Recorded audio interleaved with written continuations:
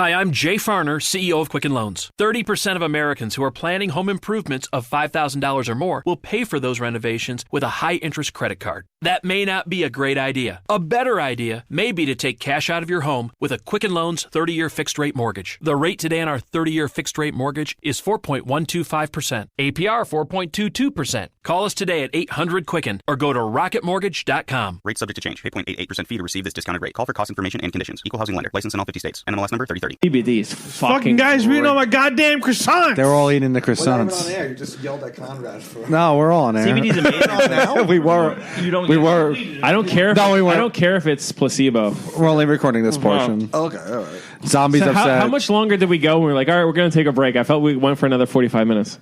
Eating all the goddamn croissants. We just keep going. So. This is dangerous because, dude, I say shit that I don't want to say, and I get all jacked up when I don't want to get jacked up. I come to Staten Island, and I'm having the time of my life. It definitely does feel like Europe, where you're like, let me just do whatever I want, and you're like, all right, you still are in America. It's a ferry right away. Yeah, it definitely feels like I can do There's whatever. little four boroughs. I fucking love Staten Island. If it was just easier to get to, which is maybe why it's good because it's hard to get to. Yeah, it's a better thing. But it's not even that hard, really. You just. I mean, I don't know the city too well, but the ferry ride's free, and you just... Is it 24/7? Ferry's 24/7, yeah. Where's like the landmark? Because like last time I took my ex-girlfriend here. Know where the landmark is? Yeah, I took her to the fort. Yeah. What's that fort there that they have? Well, Fort Wadsworth. Definitely not the landmark. Yeah, I took her to that fort that was never used. You know what the landmark was? Well, you guys just ate pizza. Lee's Tavern, yeah. Dude, I fucking love the food out here. Joe and Pat's, I recommend. And you told me Ari as I used to when I tutored out here, and I went to Royal Crown Bakery. Well, it is true that Jerry Martinez wrote the Staten Island Constitution. He was one of the original. He was one of the original guys. Who wrote the Thou shalt not be faggots, and Lee's Tavern's great. Like that's like, dude, that's my fucking very famous. Oh my god, I'd love to just sit there for weeks, come in every day, drinking in the morning. that's exactly what it's for, though. You can go there they open at 10:30. Jeez. Yeah. The pizza was fucking very good and unique. The crispiest pizza I've ever had in my life. Know what's great about I'm the about pizza to put my there? arm over my Know what's great about the pizza there is it's almost like they were just so drunk one night. They're like, "Fuck it, Dave, start making pizza." Yeah, and that's how it just feels like when you're hanging out there because it's an Irish tavern. It's not an Italian restaurant or anything like that. Oh yeah, I guess. And is it? It's like Jewish. It's actually Irish. It's Irish. But what's your guys' favorite pizza there? The regular pie, the regular pie. I don't because I always recommend that you got to get the clam pizza. Yeah, I saw a guy at the place. Is your pasta good? No.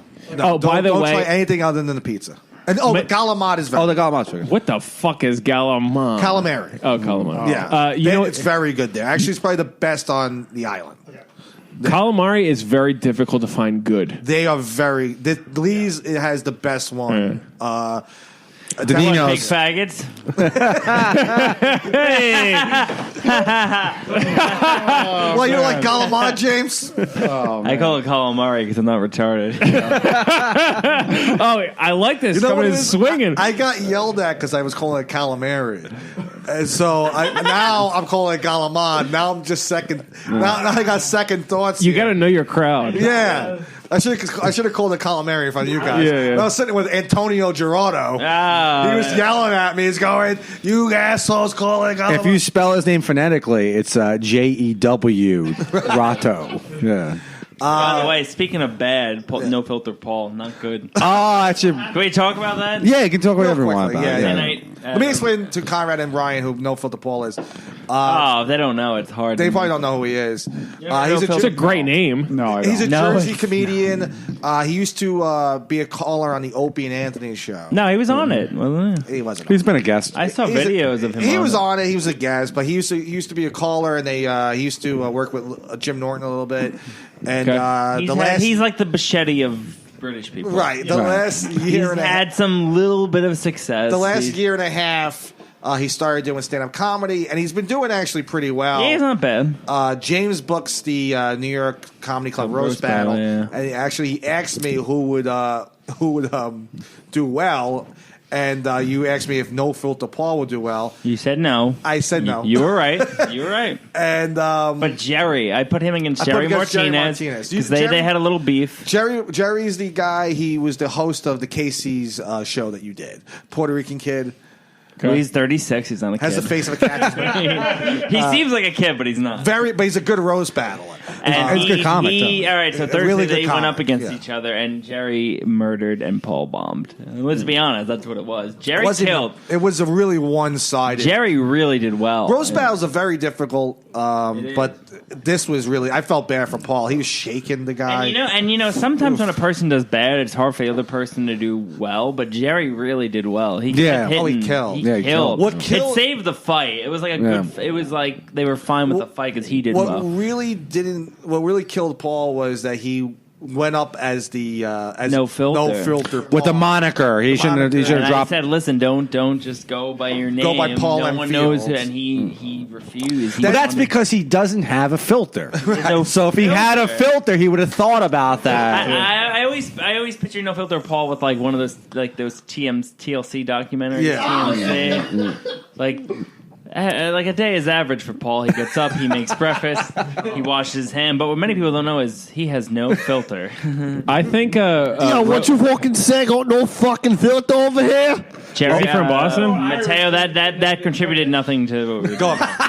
I think roast battles are for fucking losers. I really can't believe how you would spend like weeks of your life thinking about another person to write jokes about them, so that you can also be embarrassed on stage. All right, but to be fair, the satisfaction of someone you hate and getting a good joke against them is fun. No, yeah, I'll do it to their face. Yeah, do it in front of fucking 100 people. It's fun. I did it in at the Comedy Store in L.A. I've done it. Yeah, you've done it. I've done it there. Yeah, dude, that shit's intense, against man. Who? It's like, you against? I did against this guy Robbie Kirkhoff. Did you win? No, I lost. I barely lost. I had one good joke against him. What was it? 3 jokes? What? It was 3 jokes. Yeah. But but I don't know. Yeah, I kind of agree with Conrad. Like, it was nice, but I don't ever want to put this much. Dude, it's like addictive. It's like Gladiator. It's like you fucking pigs up in the fucking audience. Like, I have the balls to come kill people, but you're out there judging me. Like, fuck you. What the fuck do you do? Because comedians. Okay, But if you do well and you make fun of someone and it lands with a room, it's like addictive. You want that's called that's called comedy without another fucking person to fucking trivialize. They did it against each other. And I know it's okay. Killed. I mean, fine. But here, I do agree with Conrad. I think. I know why people do it. People do roast battles. It's a very easy way to get noticed today. Yeah. Well, one in particular, Roast Masters, the Stand, which was a very good show. Like, it's a great YouTube channel. I'm ashamed that James did it. Yeah. James did it a bunch. I was the main eventer. Main event. You were really good. I'm sad it went under. And people put on the comments and were like, "You were very good." Some of my matches got 30,000. I understand why people do it. I think there's a way of doing roast battle where the two of you do well. Like, there's a way of like you guys usually like together, close friends. Usually, like, and then you could be an entertaining. Like you and Rob did great against each other, right? And we wrote together, and we knew that. And the audience who doesn't know anything about you guys loved it. They were into it. So I get that end of it. When you're going in for competition, like it's hard. like, I want to fucking embarrass this guy. Yeah, it's not as fun. I don't know. It doesn't come across like good comedy to me. When it is friends, just fucking. Like, I never watched the Jeff Ross show on Comedy Central.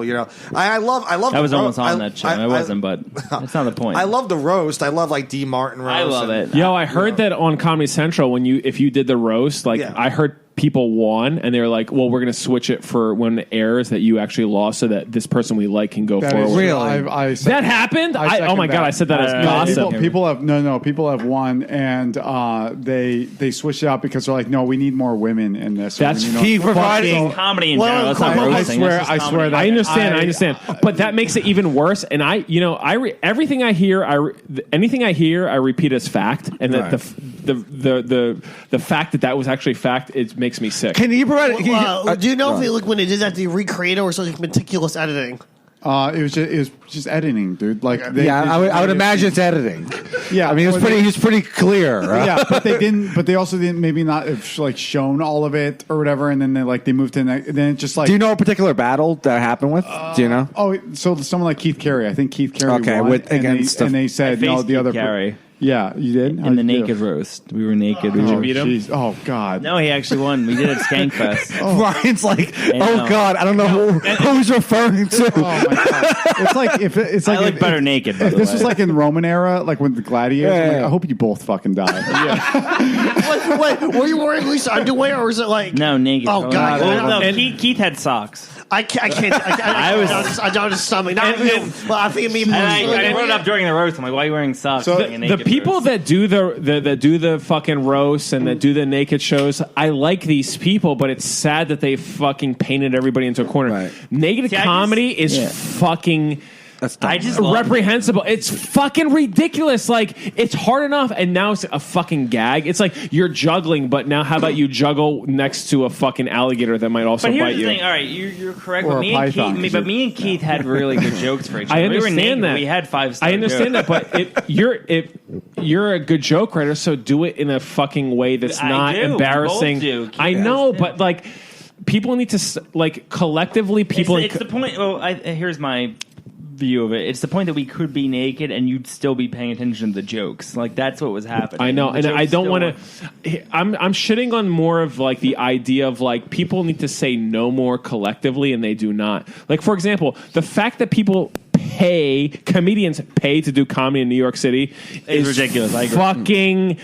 Yeah, we're on the same. That's page why you there. can't take the word faggot away. It's like listen, it's gotten so bad. Like they're pinning people against each other and everything. It's like, listen, comedy is hard enough, but people collectively need to be able to say no, and that's why there's not going to be a revolution. There's not going to be anything. People are paying to do comedy in New York City, and they'll never stop. Like I say, the 9/11 of comedy was the day that somebody realized they can get comedians to pay them to get on their stage. Like it's bad. Like you need to be, because when you do all this shit, people are neglecting the fact of like, let's have a rat race of who's the funniest, right? Now it's the rat race of who's going to do all these other fucking gags. Who's going to be like the most likable fucking lesbian from Libya? Who's going to be like this? It's like, dude, you just got to be a fucking very good comedian. But everybody dispensed from that because it's a very difficult thing to do. To be a very good comedian is very, very, very, very difficult. And now they're like, well, can I do this other fucking bullshit? It's like, no, you can't, because you got to be a fucking good comic. And that's why roast battle's popular, because the stand one pays. So I think it's like, James, No, they only pay winners. Well, yeah. No, the stand pays both. Okay, that's good. Okay, They that's pay good. New York pays both too. Fuck, man. Comedy Store didn't pay shit. Right. So yeah, no, it didn't. So But they New York make pays. money off of you fucking embarrassing yourself Exactly. and your friend in front of you. That's fucking It's disgusting. only embarrassing if you let the person. Yeah, but embarrass if you you're do good, well, it's yeah. embarrassing. If you are good. Because there are battles where you watch these guys and they're very you've I done it. understand and, that though. Yeah. But everybody, like, people in comedy are so fucking like hungry to be noticed or whatever that they're gonna throw away their fucking. You know where I'm sorry, I don't. Go ahead, no. But I find the worst. Okay, is when the other night I was watching Mark Norman. He was we did a show. We did a show together, and there was a few comedians on the show. And he wasn't having a good set. Like really? This was at the bitter Mark's end. funny. It happens. Great. Whatever. Who cares? He's a very funny comic. He wasn't having a great set. Was he bombing or just not killing? It just it was a crowd that was talking. It was at the bitter end. All right. Yeah. And also, maybe he doesn't give a fuck because he doesn't have to do well. He can try out open mic it, whatever. Yeah, I mean, but it seemed like it hurt him. Okay. It should hurt him because bombing fucking sucks. And the No worst matter is when what, yeah, no the matter worst when someone bombs and they don't fucking notice. Listen, I'm the son of a billionaire, and even I bomb. Right, exactly. Well, it's even like that Tiffany Haddish bombed on New Year's Eve. That fucking hurt her career. It didn't hurt her career. It hurt her personally. You saw her, and she's barely a comedian. She's awful. What are you saying? I'm sorry. But the worst when you watch a headliner and there's the notice me laughs from comedians. That is I hate that. Like they're You're talking about the comedians watching the headliner, and they're laughing louder, so the headliner knows that forced they're laughter. Well, I'm making fun of Pauline Murphy. Come on. Yes. Wait, is She does Pauline that. Murphy? This is a trans comedian? No, she's You know Pauline. She's a She's a sweet woman. She's very Yeah, I thought she was good, and I think James put into my ear that she was not what she said she was. She's a nice lady. She's a nice- she's not trans. not She's trans. It's a very. She's a good Irish. She's a good Irish lass. People, not what they say they are. Okay, sure. No, but Jay, listen to this fucking cocksucker over here. He planted it in my head that you met Pauline. No, that's what I said. Right. And then I thought that The fact that he didn't know she wasn't trans proves she might be trans. I mean, no, that's what I said. Trans. See, this is why I said No, she's not. this guy's like the snake in the fucking Garden of Eden. Planting things in my head.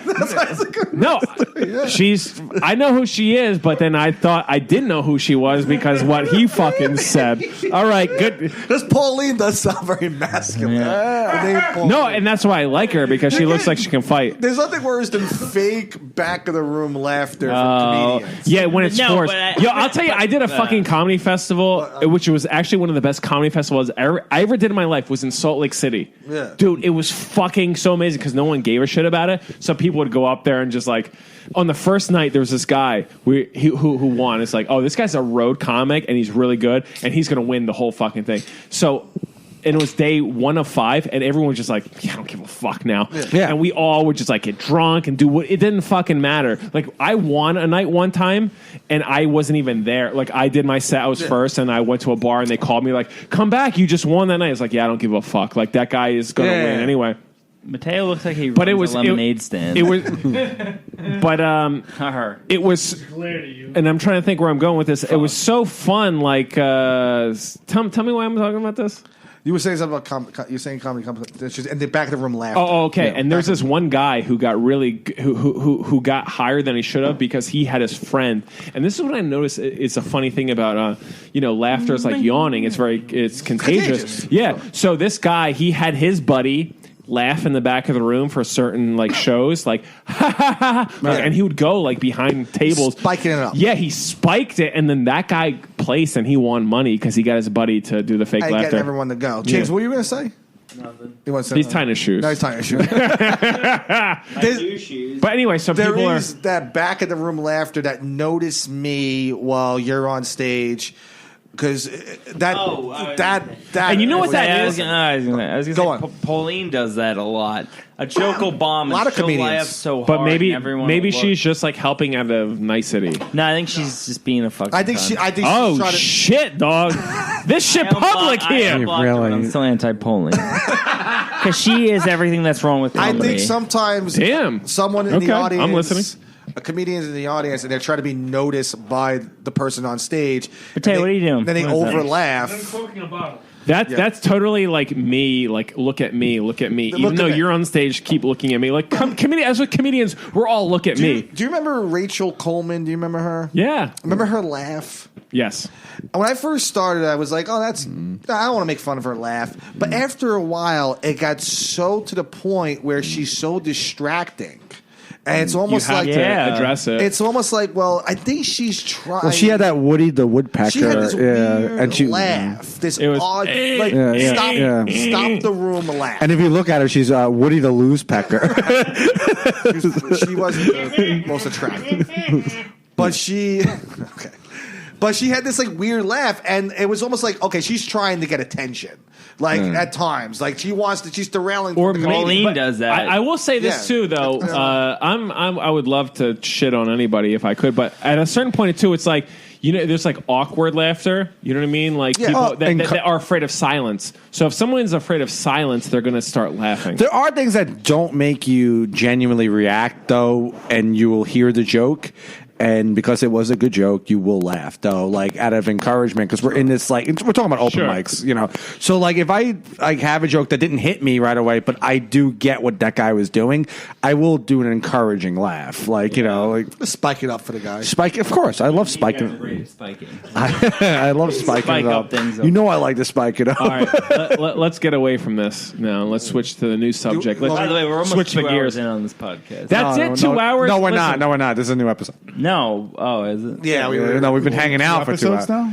Yeah, we record one. 40. We record one Listen, and then record another. when the vibe is good, you keep it going. You know, you split that into two. Why don't we do seasons? I think podcasts should be seasons. That's what we do. You know what? That's pretty smart. I wanted to do that, but then again, it was like, fuck it, too much effort. Yeah. I got to take off, and I got because I'm not that good at it. So it's like, if I take off for a moment of time, I got it fucks up just the have them vibe. record it. Also, too, then you have to start replacing characters like Conrad Roth is going to be like someone else. And we're like, we got Conrad Roth here. It's like, Conrad is the Ralph Cifaretto of the Greg and Rob podcast. like every show. Who the fuck is Ralph Cifaretto? You don't watch The Sopranos? No, but Ralph, that guy. That's Ralph, who I am. No, but that's interesting. If that's how you perceive.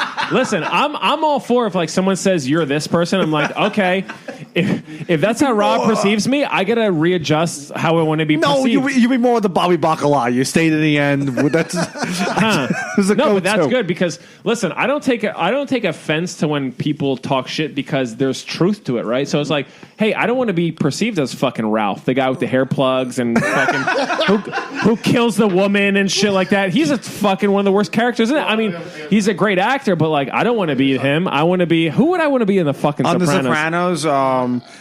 You know who I want to be as Christopher. But he dies. Greg kills him probably because Greg's the Tony of the show. Yeah, I know. This is how every person in Bushwick views Conrad. Leonardo DiCaprio and Django Unchained. Welcome to Candyland. Although I thought Django Unchained, you are so fucking unfunny. No, it's insane. You know what he is? We were talking about spikes. You know what he does for you? He digs and he sets and you spike. Please, I'm funny on stage, just not tonight. Listen, I want everybody. your bravery, fucking tail. Listen, everybody, I don't know what that means, Bushwick comedy. Everyone in Bushwick can suck my fucking dick because I don't know what that. They fucking think what comedy is real or Here's how you know Conrad is like a pariah because anytime someone says they like him, they whisper to me. They'll be like, I like Conrad. Most people do Alex like Conrad. Davenport recently was like, I really like Conrad. Right. It's like he's like black people.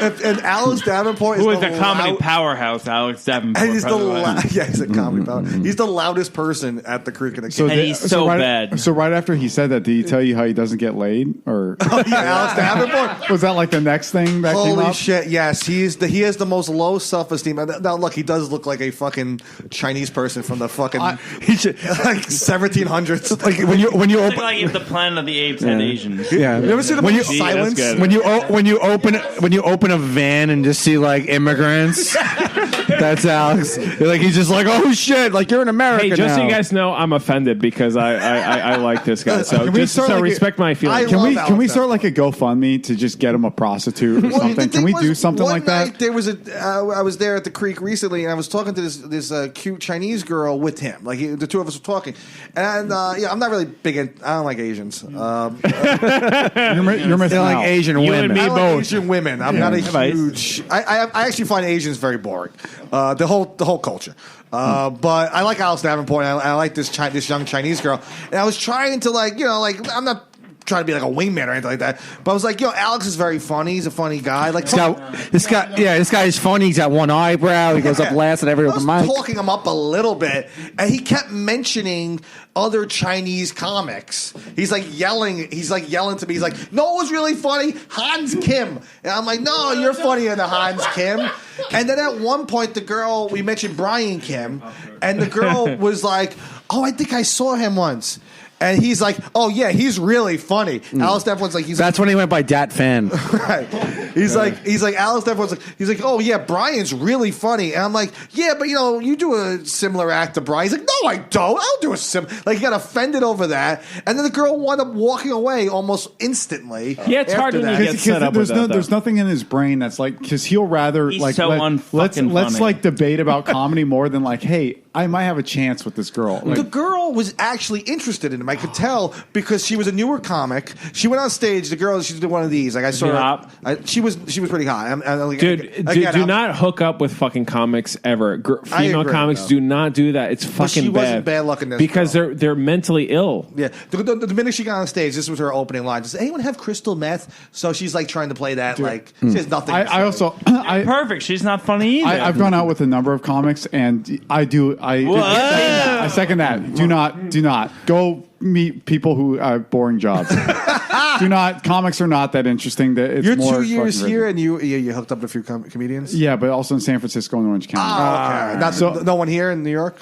Sure, but it's the hair. It's the fucking hair. Why do we always have one guy on the podcast when this subject comes up that has fucked like female comics? I don't think if you named them, I probably wouldn't even know who the female comedians were. Yeah, I don't want to do that, but because some I'm proud of, some I'm not. But like the thing is like dude, it's just not. You know, Ryan fucked Roseanne Barr. That's why, that's why she tweeted all that. Dude, that's why he's embarrassed. Yeah, dude, she's so down for anal. But no, but that I don't know. It's not worth it. It's totally not. Well, you guys see each other constantly. Yeah. Right. So then if then it gets weird, and then you're like, oh fuck, now I got to see you, and now you're on stage, and there's an extra like you have to do good in front of this person. Right. I don't know, just like comedians is like I fucking love you guys, but like once a month. Okay. I want to see you once a month. Yeah. We'll hang out, and that's it. Like a good uncle. Also, by the way, too, most of it's like. See, the thing that's weird is that, like, I actually did, my ex-girlfriend, she wasn't a comic. Yeah. But she told me that there was a running, like, joke at her job was don't go out with comedians. And that was, like, a thing that was, it is weird. But then I finally kind of got it where it's like, yeah, comics are just so obsessed with going on stage. So it's like, oh, yeah, I play in this thing. It's like, yeah, but I got to show, like, so you're always, like, pushed aside for something. What was her job?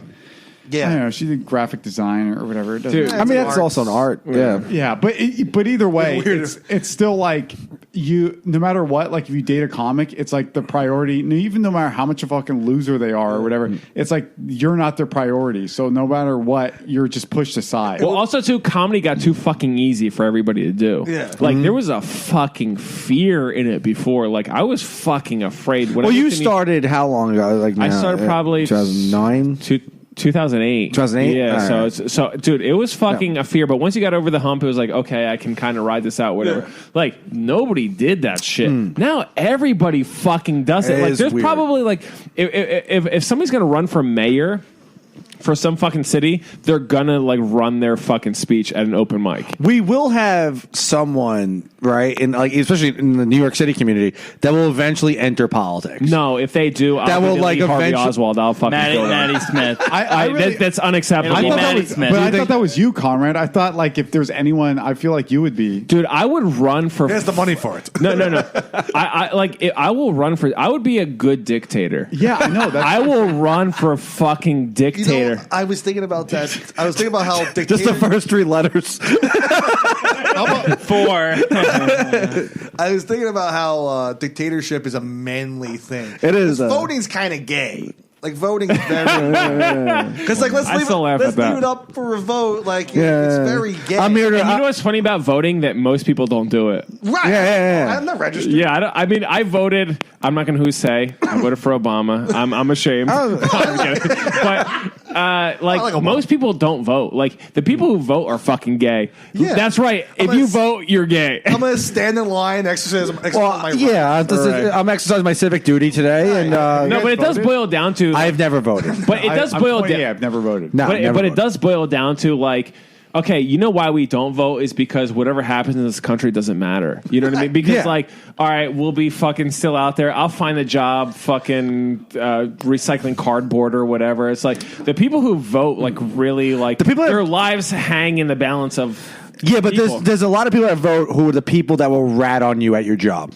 Like those fucking. That's like, true too. Yeah, that's like true. Those are the people. Like if you get caught doing some shit, those are the people that wait online and they vote, and they're just like, "Oh, I'm socially conscious." Go fuck yourself. Yeah, I'll tell you this. There's a very funny thing in the principle of not ratting. That like that came from somewhere important. You're talking about like not being. Yeah. Like you should like in like if I'm a kid, right? I'm like, if somebody does something bad, logically it makes sense. Tell on that person. But when you say don't rat, that also in the time of history, that makes more sense. Like, let No one changed it. Like that. See something, say something. Post 9/11. Like, No, I think it was before that though. But Not it's always- ratting is still better than ratting. I remember. I agree. But it's weird because it's against like. Listen, I'm a Christian, and I would. But no, but like you want to say like that person did something fucked up. Tell on them, Right. But in a regular community, even though they're doing fucked up shit, I don't know. It makes sense, but it doesn't make sense. But then again, you catch your neighbor being a pedophile, right? It's like you gotta fucking. That's why the also, cat- maybe don't rat that guy out. Maybe you fucking kill him.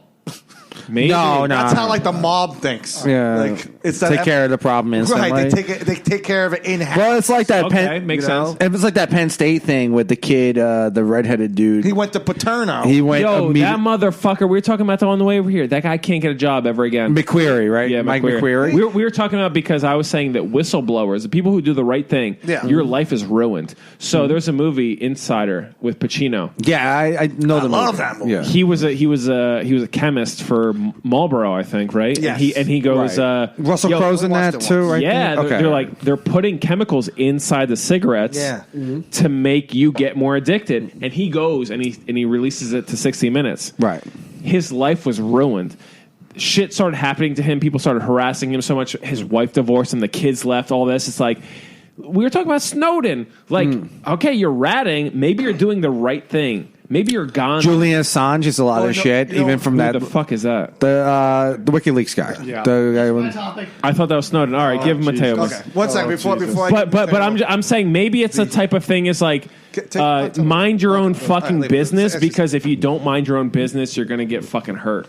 There's a But I don't understand that. That's what I'm saying. The non-ratting thing, like I'm trying to. Well, I mean, before you say that, Go ahead. there's a saying in organized crime. It's not ratting; it's informing. There's a difference. You're referring to when organized crime members Organized- rat on one another. Yes. Right. So it's informing the government. Right. It's Okay. informing. What do you say? But at a certain No, point, if you give unlimited power to somebody, they're going to abuse it. Sure. That happens 100% of the time. Not 100%. Probably no. It probably happens 100% of the time. So the ratting thing is like, but now everybody is like, okay, we're comedians, whatever. Like, people can't wait to fucking rat on something. That's the thing, is that now people, like, it's not ratting, it's just like exposing, and like everyone's trying to catch one another no matter what. I think if you like live your life and so like when you're legitimately like open about like whatever the hell you do and you just go, I have no secrets, it's hard to catch you on anything. Yeah, Like, transparency. But that's it. Yeah. But that's almost impossible. That's impossible. It is impossible. Have you ever sat in on a job training and there's the proctor who's just going on about human resources, Right. And then there's a million people sitting there. Your coworkers sitting there and they're waiting, for that moment. Yeah, but that's not how it works, like Right, that kind of waiting thing. for Yeah. that moment till he fucks up, and then it's like they all jump down his throat. And they're like, "Nah, Yeah, but that shit happened to me once, and I came back 10 minutes late from fucking the break, and I got reprimanded. Right. It's like, what happens if I have my kid in the fucking car and yeah, shit? exactly." And the proctor's I like, don't wanna "Humming, I have nothing to say." That's an insane scenario. Insane scenario. He's like, I don't know. Yeah, but we would take care of you. But you didn't pay me for those 3 hours. Yeah, but I want that fucking money. But that's why we have retro play in place. And the proctor's like, okay, let's bring it back to the. Let's get back to sexual harassment. Let's all take a breath. And there's like this willing. They're just waiting to catch him. But then there's also that one asshole who like and raise his hand like when's lunch, and that just derails the whole thing, and nothing ever gets solved. I guess that's what dictates a good person is when they use their wisdom when to rat and when not to rat. Right. You know what I mean, like, what was fucking funny in comedy was when Louis started doing comedy again. Right, and recently. people started jumping like, can you believe that this is what? But, and they were getting some sort of like retweets or relikes or whatever. It's like, yeah, but you're still profiting. You're not making money, but you're profiting or making fucking a. Yeah, you're getting more visibility because of this guy did something to these people. It's I want to get into that. Like before we do, get everything underway. Everybody that we know for like 5 years did Louis, did his cadence. They were inspired by him. Everyone knew he was like this is. They overrate him. They were like this guy. I never understand. Like, what's the cadence of Louis? Everyone did Louis. No, what's crazy is when I moved here, I thought, oh man, there's gonna be like 1 million Bill Burrs. You know who does Bill Burr? Like 35 and up. Every comic who does who's 35 and up does Bill Burr. But now I'm like, dude, what the fuck? No one's in. Like, I'm super influenced by. Yeah, of course. So like to me, like I'm like, oh fuck, I got to tone it down, or I'm going to sound like I'm. But like it's crazy. And so I do get the Louis, but I thought many Bill Louis. Burr was give me the what's the fucking Louis? That cadence, Jay Welsh. All right, that's right. Okay. Jay Welsh. I'm fucking cadence retarded. I can't. You have no cadence. Yeah, you have you. Yeah, but like, what is like Louis? Like Jay Welsh does Louis. Parafan does Louis. I think. Yeah. Oh, yeah. That whole like. I'm this. Deaf, I guess. Who else? But what's Louis like? Give me like. You're gonna recycle Louis. What's that right now? Like, give me something. I think it's very. You got the hand out like this. Yeah, like and maybe this opposed to that. You know, like that kind of. Opposite. Harrison Tweed did a great joke. Yeah, he did. Yeah, and he said, "I want to hear comedians when Louis first got in trouble. I want to hear comedians rip Louis and Louis' cadence." And he did this fucking great routine about it. It's funny when you say the Bill Burr. Yeah, but that's too much comedy on comedy. Like it's like too much. Louis got very popular. Where I think Anthony DeVito does Louis. You ever watch Anthony DeVito on? See, I've heard that, but I don't. It's so obvious. You watch. I'm more influenced by Drizzleneck. I don't care who you're influenced. What the fuck does Mateo do? Does he do Anne Frank cadence? It's weird how he says he does jazz. Like I don't think Mateo has a cadence. I don't think he has anyone. Yeah, I think influence. I think you mind cadence. it's chalkboard cadence. Yeah. Like if Napoleon spoke, that's what Mateo would sound like. But then, okay, so I called him Bill Bros, by the way. That's what I want to get out. Yeah. When I see someone do a Bill Burr, I see a lot of New Jersey. Yeah, New Jersey. A lot of lean on the mic. No, everything's like, let me tell you.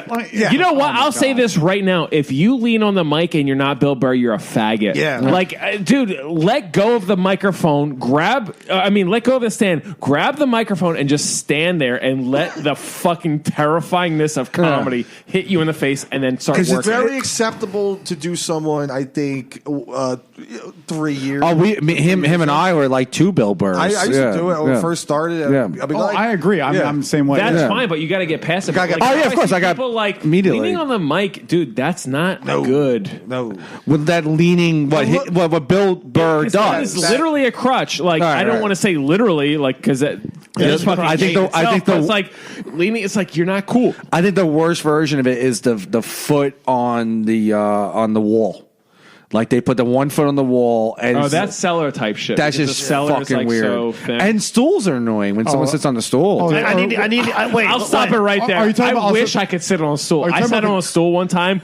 It was so fucking magical. I wish I could just sit on. No, I only you would get away with that. I only use a stool when there's no mic stand.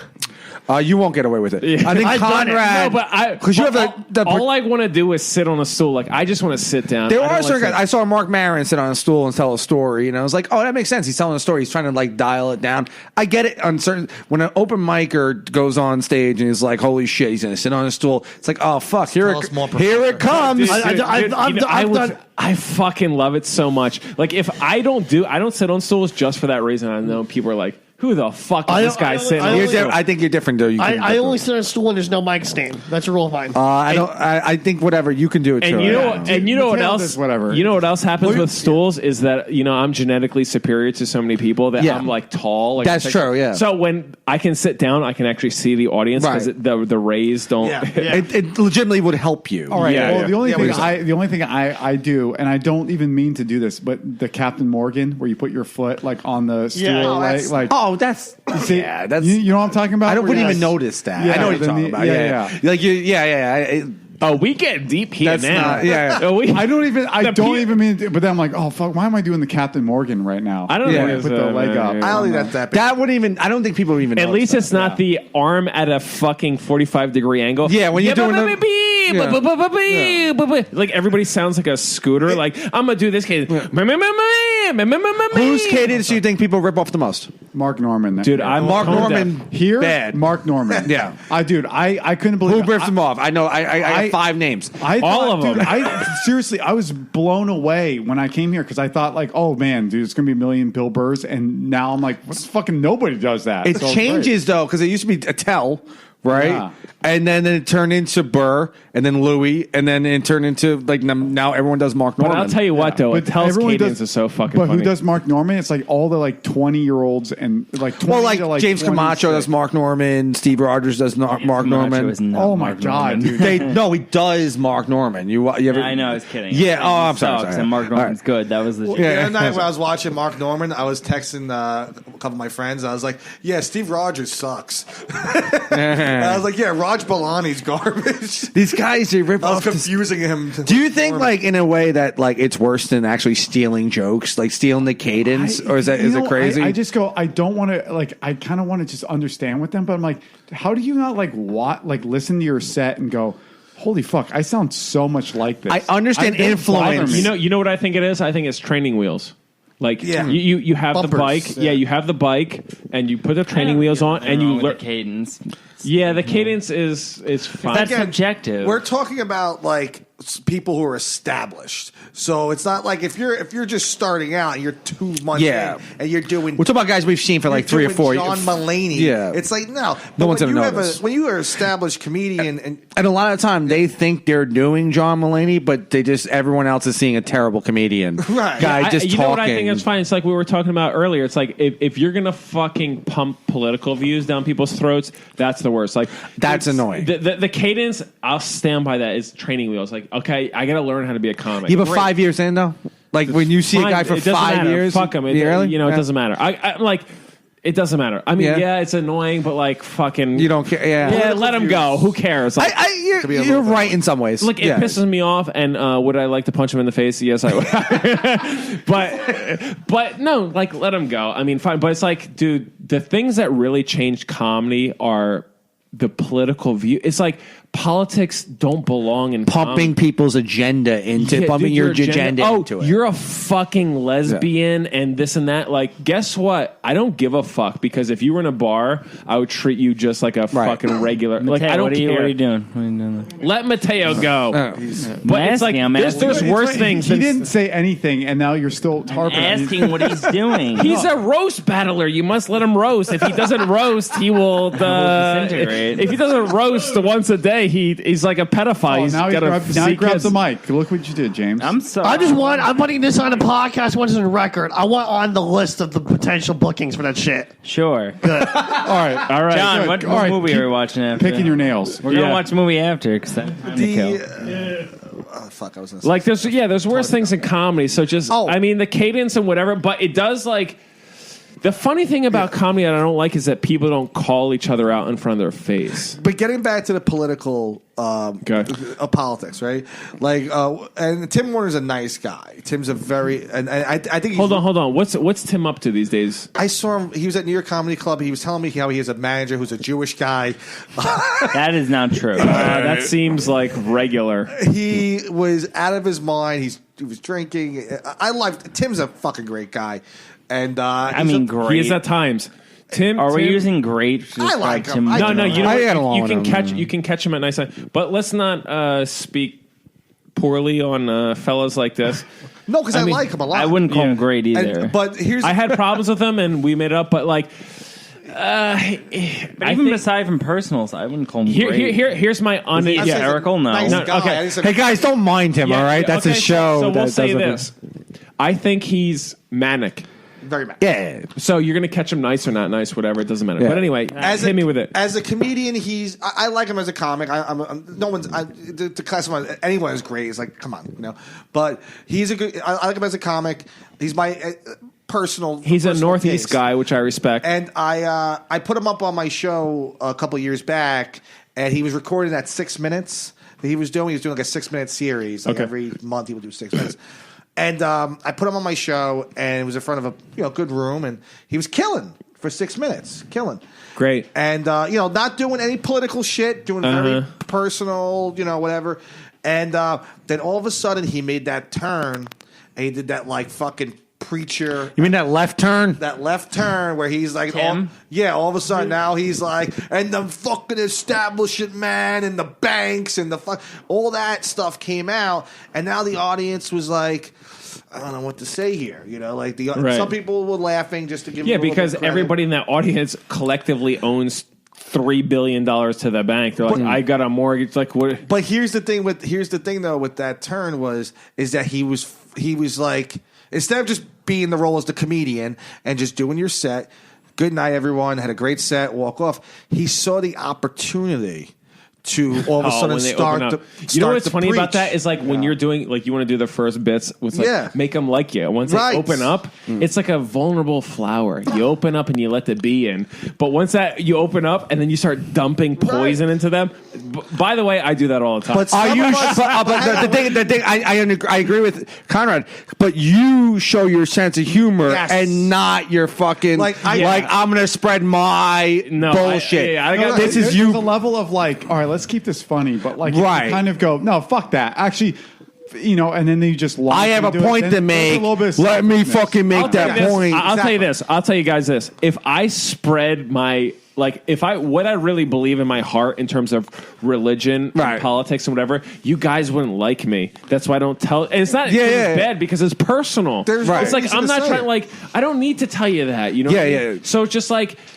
You're not selling Bibles door to door. You're going to comedy clubs and talking. That's not your job. Your job isn't to like, oh, I got them to like. That was the most annoying thing when they would send in some fucking idiot to your elementary school and be like, "Hey guys, don't do drugs," and then you would get the message and you go.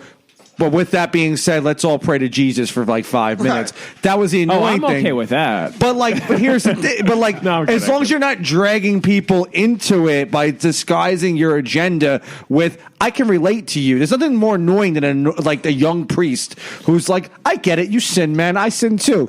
But like, we love God, bro. You know, you know what's funny? Maybe like I mentioned earlier is like sex, politics, and religion. Right. Like if you don't bring that into comedy.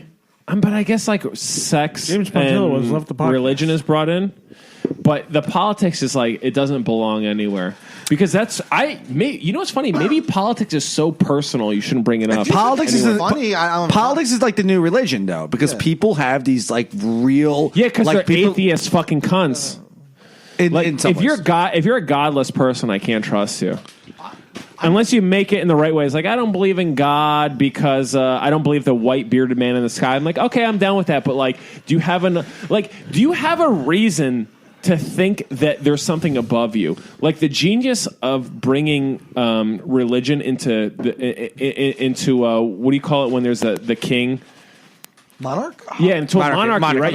You bring religion to a monarchy because you tell the king that, hey, motherfucker, guess what? You're not shit just like the rest of us. We're not shit. Right. So, like, there's somebody above you. You're not the top dog, you fucking cunt. Yeah. There's somebody above you. So, we're all beneath somebody. That's fine, but, like, the atheism of like there's no God and this and that means that you're an egotistical person. Like you think that you're someone, and I'm going off the rails here. I know. Can I just ask me that like there are plenty of people in a far religious spectrum that are just as egotistical and narcissistic. Dude, the people in religious too religious, of course, are fucking insane. Yeah. But I don't tell you guys about what I believe, because if I told you what I believe religiously, you guys would shit on me like we're at a fucking roast battle. Be like, this fucking guy. It's like I keep it personal. I didn't know you were Muslim. Yeah. Hey, don't tell anybody about that. But it's like there's some things that are personal, but now everybody makes it like they have a more virtuous view on it. But I'm going off the rails here. I do know that. Yeah. I just can't believe the conviction people have. Like it's like, dude, I have something. Beliefs, but I go, I don't know.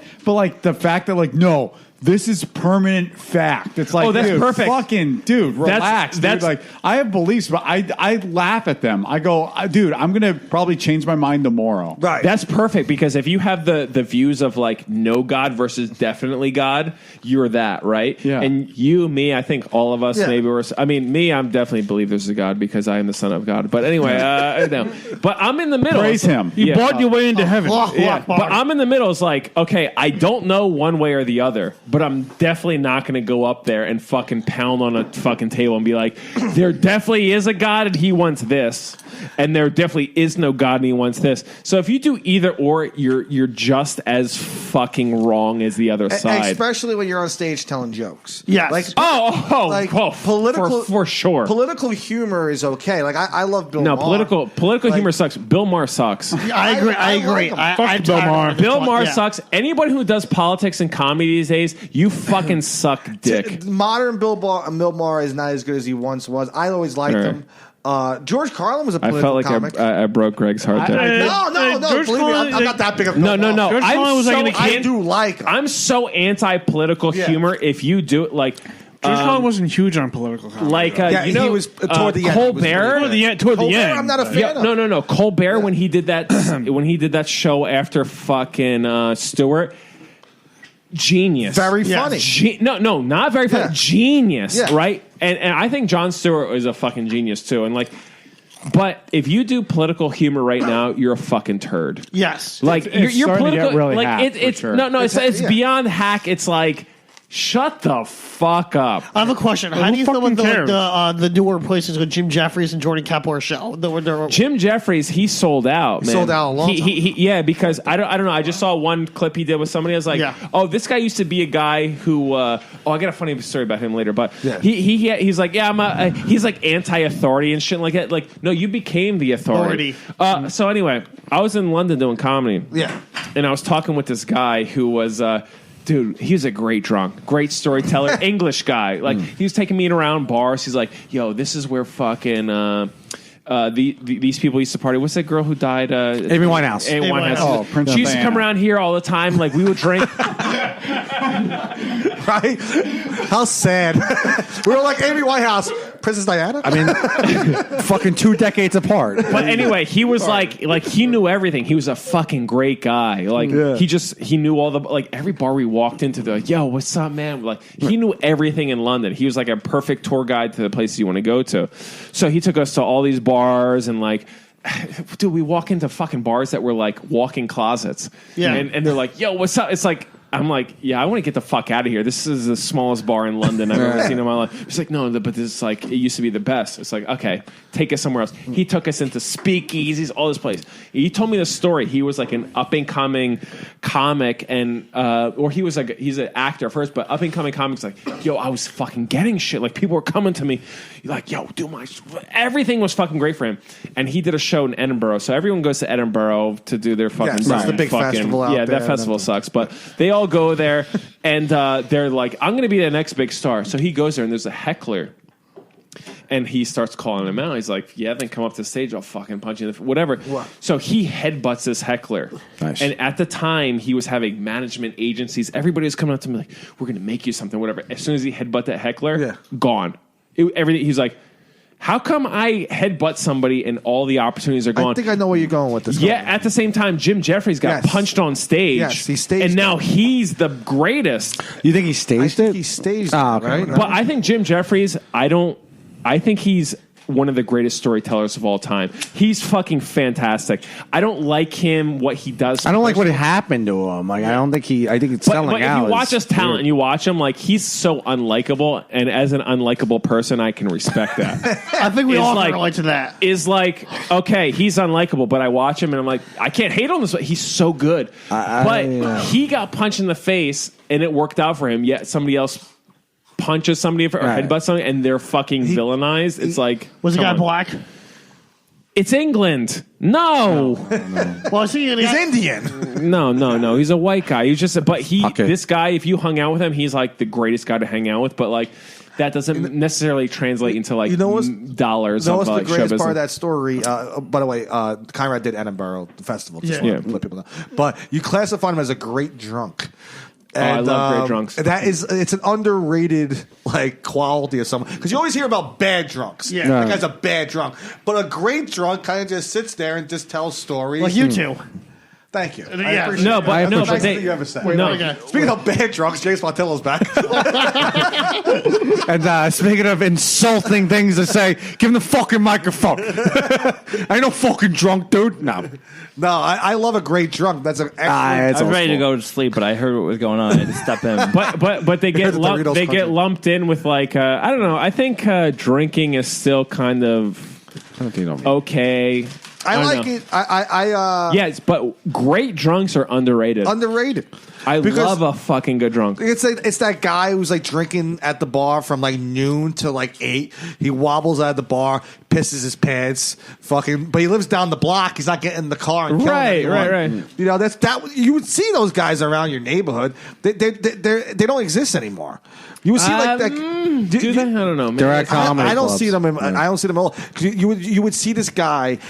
I would see one guy in my neighborhood when I was like 10, 11 years old. He was a fucking drunk. He was 10, 11. You're like, that guy's a good drunk. He was a drunk. Remember that guy? He used to walk around the neighborhood. Yeah, he used to stumble fucked around. up. But you would see him in the morning. He would fine. You would see him though at night, and he'd be like on the floor, and the kids. He was so receptive. The kids like did kick him in the ribs, and it's like But he was had a like house, fun. so that's cool. That's Yeah. great. yeah. He had a house, a wife, a Jewish You know what wife. he was? He was a creative person with nowhere to put it. Like he just like, or maybe not. Wait, Possibly, I don't know. I don't remember his name.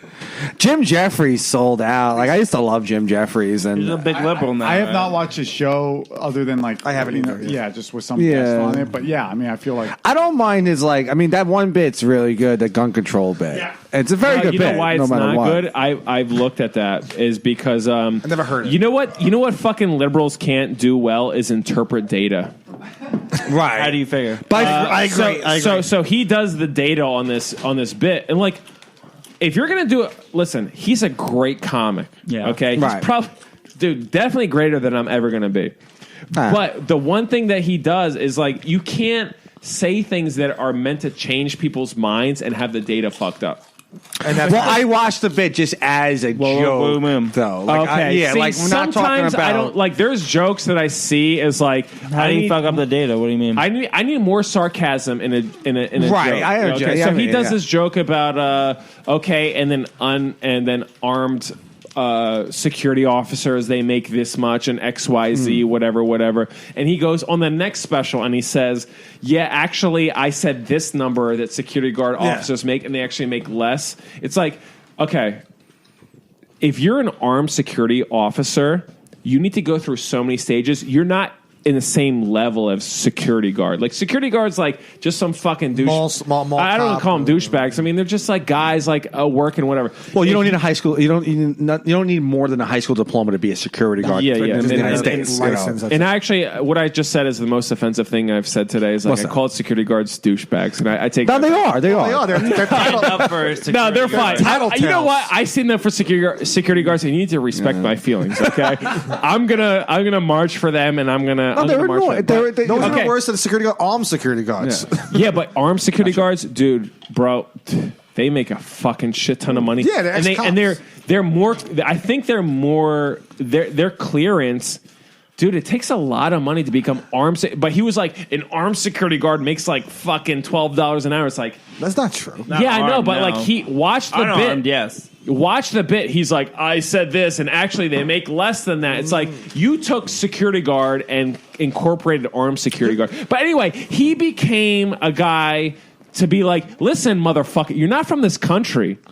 Like, you didn't grow up here. There's things that you're not, and that's easy to. And he admits you know what that. people love in the fucking America is somebody not from America telling us what yes. America is about. Right. And listen, you know what they're making me to be is more American, and that's more unifying. yeah, It's like, fuck 'em. like, listen, I don't subscribe to it. My parents are from a different country, and I grew up in somewhere, whatever. But you know what? The one thing I'm like, well, I can't throw everything out the window. You know what I am? I'm an American, and that doesn't mean I'm better than from Pakistan, even though I am. It's like. It's like there's got to be something unifying us, right? So I'm like, I'm an American. So I'm tired of fucking Trevor Noah's and. I was about to say he's the worst because he's not even funny. Trevor Noah, that's the worst. Don't He's a get me commentator. started. I'm going to lose my fucking No, mind. no, I agree. He's not even funny. At least Jim Jeffries is funny. Like Trevor Noah's not even. I saw him.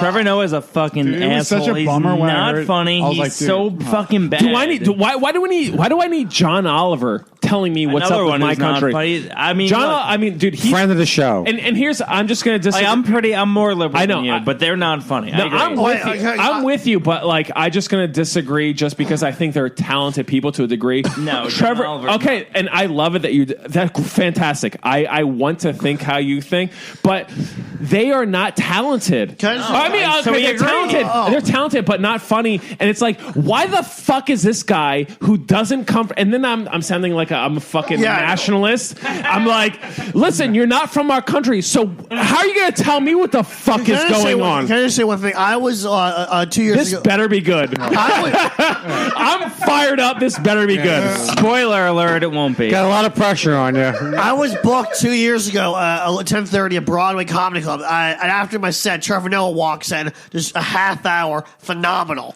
And the stuff he did on stage was not political, and it was so much better than what he does in the show. Great. But I don't Give me need back my fucking Doritos. Yeah, John, I mean, no, but like Jon Stewart was very liberal, but he was funny. no, you know, he had jokes. I'll that tell were you a good. story about this. Okay, so my parents are ultra liberal. Yeah. And my mom would come up to New York all the time, and she would go watch the Daily Show for like to be in the audience. Good one.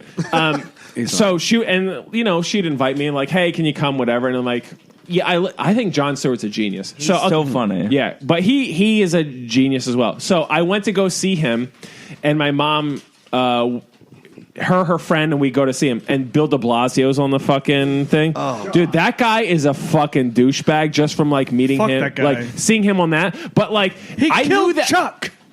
I don't know. Killed I don't Strut know. Down Chuck. Yeah, I don't know his bigger or whatever, but like there's certain people I see and I'm like, okay, that guy's a good guy, or like I can respect like Jim Jeffries. I'm like, that guy's a great comic, but what he's saying now is like, I don't like that. Yeah. Same thing with de Blasio or like Jon Stewart. Like Jon Stewart, I think was great, and I'm going to get into it. Like, but de Blasio, I met, de and I was Blasio, like, yeah, yeah. and I was like, this guy's a fucking douchebag. Yeah, and I don't right. know why, but he is. Well, you know? here's why. Okay, this is why people don't like him. Is that he's also not from New York, so he's the mayor of the city. He's not from here. And he's from Boston. Oh, okay. Yeah. What about the other guys? What about Like like a what about That motherfucker's- Giuliani's from here? Giuliani's in New York. What about Bloomberg? Mayor Bloomberg's from New York. No, it's not. Bloomberg's from All right. Boston. Is he? Yeah, seriously. Maybe he's He is from Boston. Breaking news. Right, because he wore the Boston I'm going to Red fact check Sox this hat. because I want to. All right, Yeah, but look anyway, that I want to up. get into the story about going to see Jon Stewart live. So I go to the Daily Show like on, before yeah. he's about to go, and he's got fucking blue, and he sucks.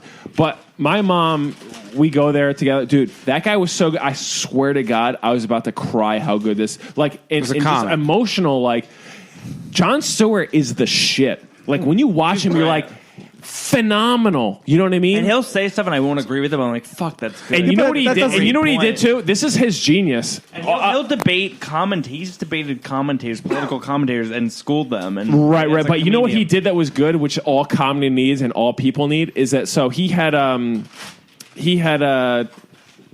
fucking what's this? What year is it? No. He had the mayor on.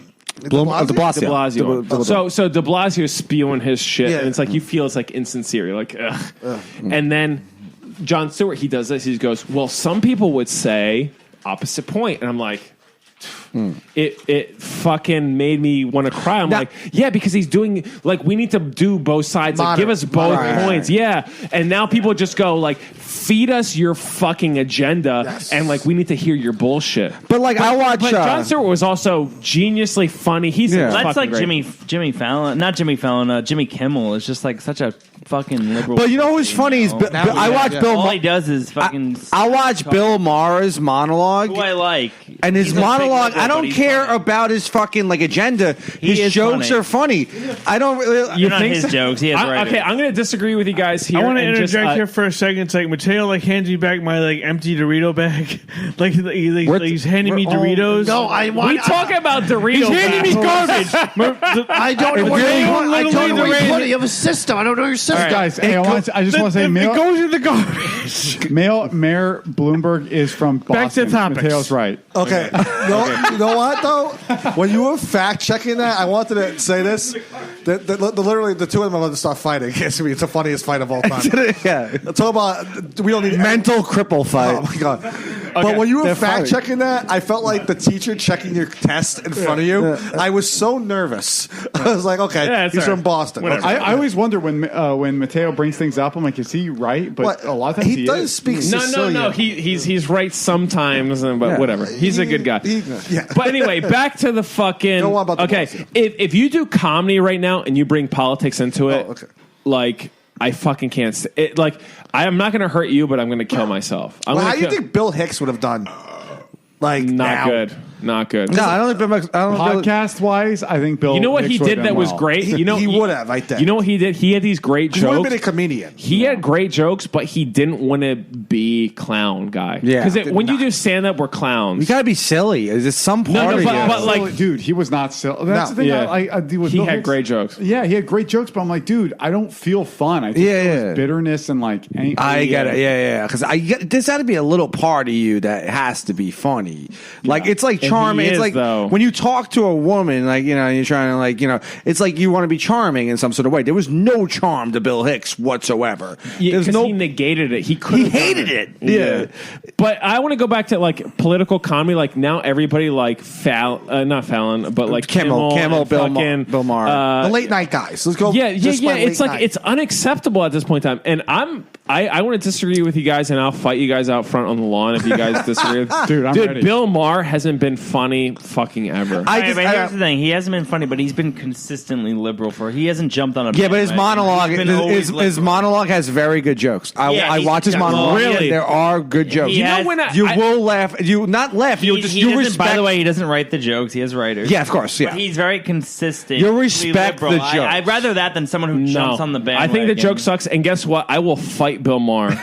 No, he's an asshole. He's I a will hard- fight him on camera or off. He fucking sucks. Liberals And- hate Bill Maher. He's I an like Bill asshole. Maher. No, they love him. Some My hate him. parents He's- are so liberal. They love him. Liberals do hate Bill Yeah, Maher. but you're- He is they're an asshole. old No, school He's a And bad liberal. person. And I'm not fighting against my parents. Like I'm liberal, but here's another thing.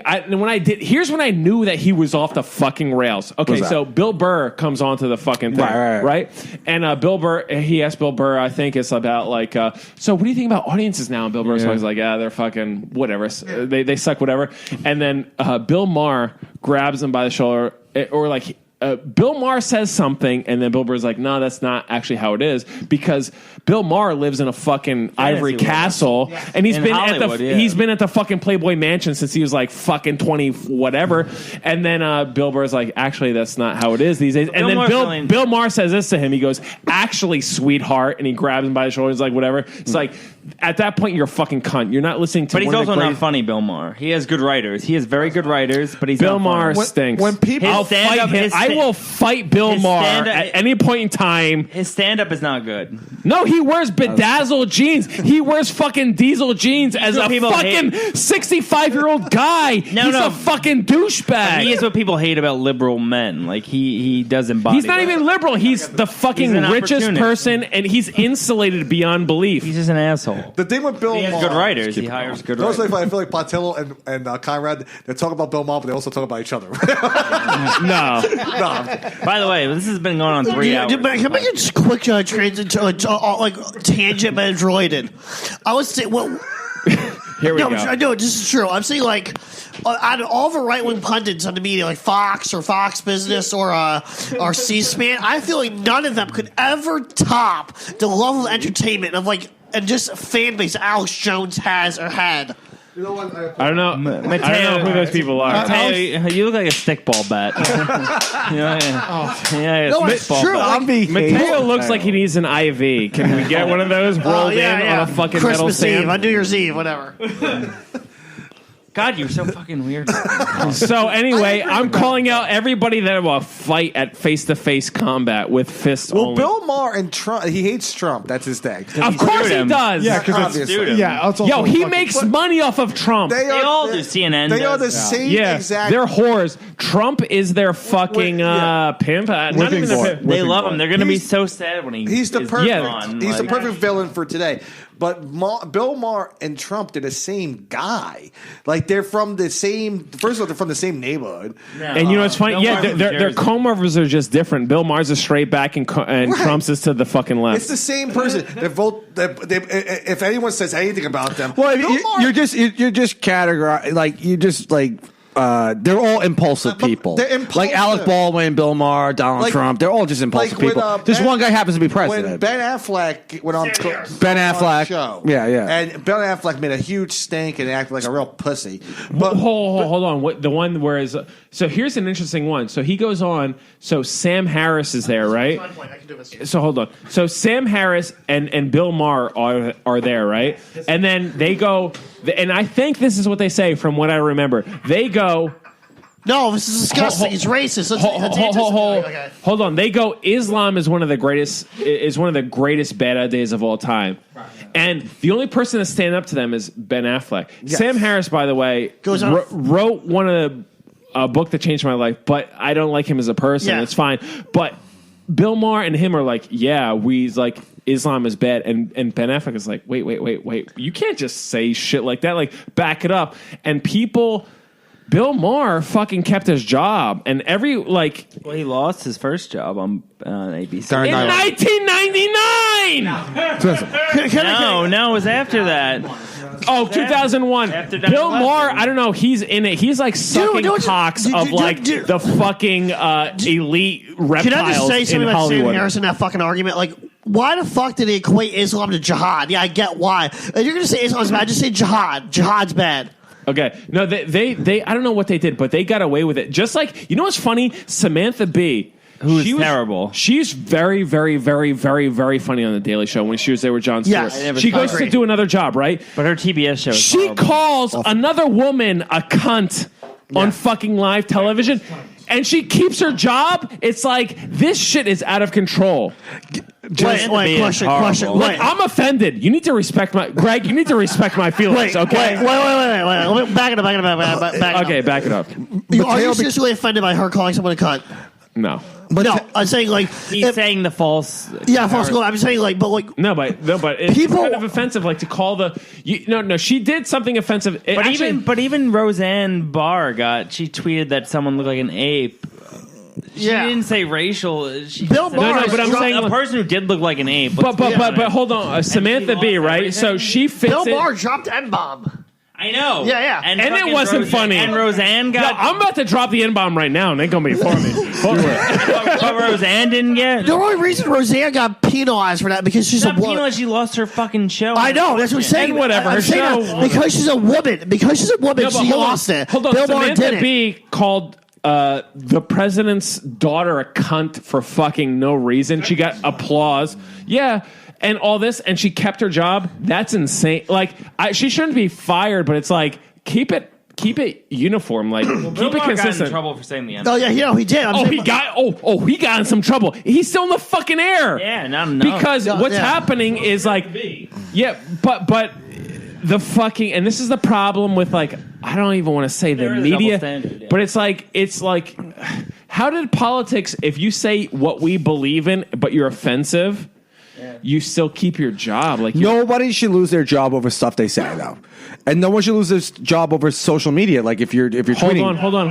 Okay, it should be up to the employer. It should be up. Jussie Smollett should say on it's up to the employer. It's up to who employs him. If he's valuable to his show, and they go, we can't. No, he's valuable now than ever. Because I never heard of this motherfucker. And you would watch it. And I would watch if that guy is on TV as a character. I still watch that. I don't even watch Empire, but they cut him out of the last 2 episodes, and I don't understand. That was retarded. It's like air the last 2 episodes. You want to put him in the next season? That's fine. It's like, but leave him in the last 2 episodes. Do you people agree? What do you mean you people? Know, right? Oh my god! They hate each other. Go on. I do not hate him. I really don't. Go on. I'm trying to say do you think Kathy Griffin should be on they put her on a no-fly list? There's a big difference between her. Yeah, but she had a fucking picture with the president. I'm getting to my next point. So all my favorite metal bands too. Yeah, that's my point. I'm saying Cat Stevens is banned from entering the U.S. because he advocates for jihad consistently. Really? Yeah. Well, that was not in the cradles. Yeah, well, the thing is that Cat Stevens is funnier than Kathy Griffin. But that was like how Don Imus, he said the Rutgers basketball. Yeah, call them nappy-headed hoes. Nappy-headed hoes, and that's pretty racist because they're all black. We're and they going have back dreadlocks, and he really far now. And he calls, my no, God. I know. Well, how about the ISIS? What was his punishment? Do you remember? I don't. He remember. was thrown off Thrown the air, and he was put on 770. He thrown off WFAN and went Oh, to God, Fox. that's worse than death. Yeah.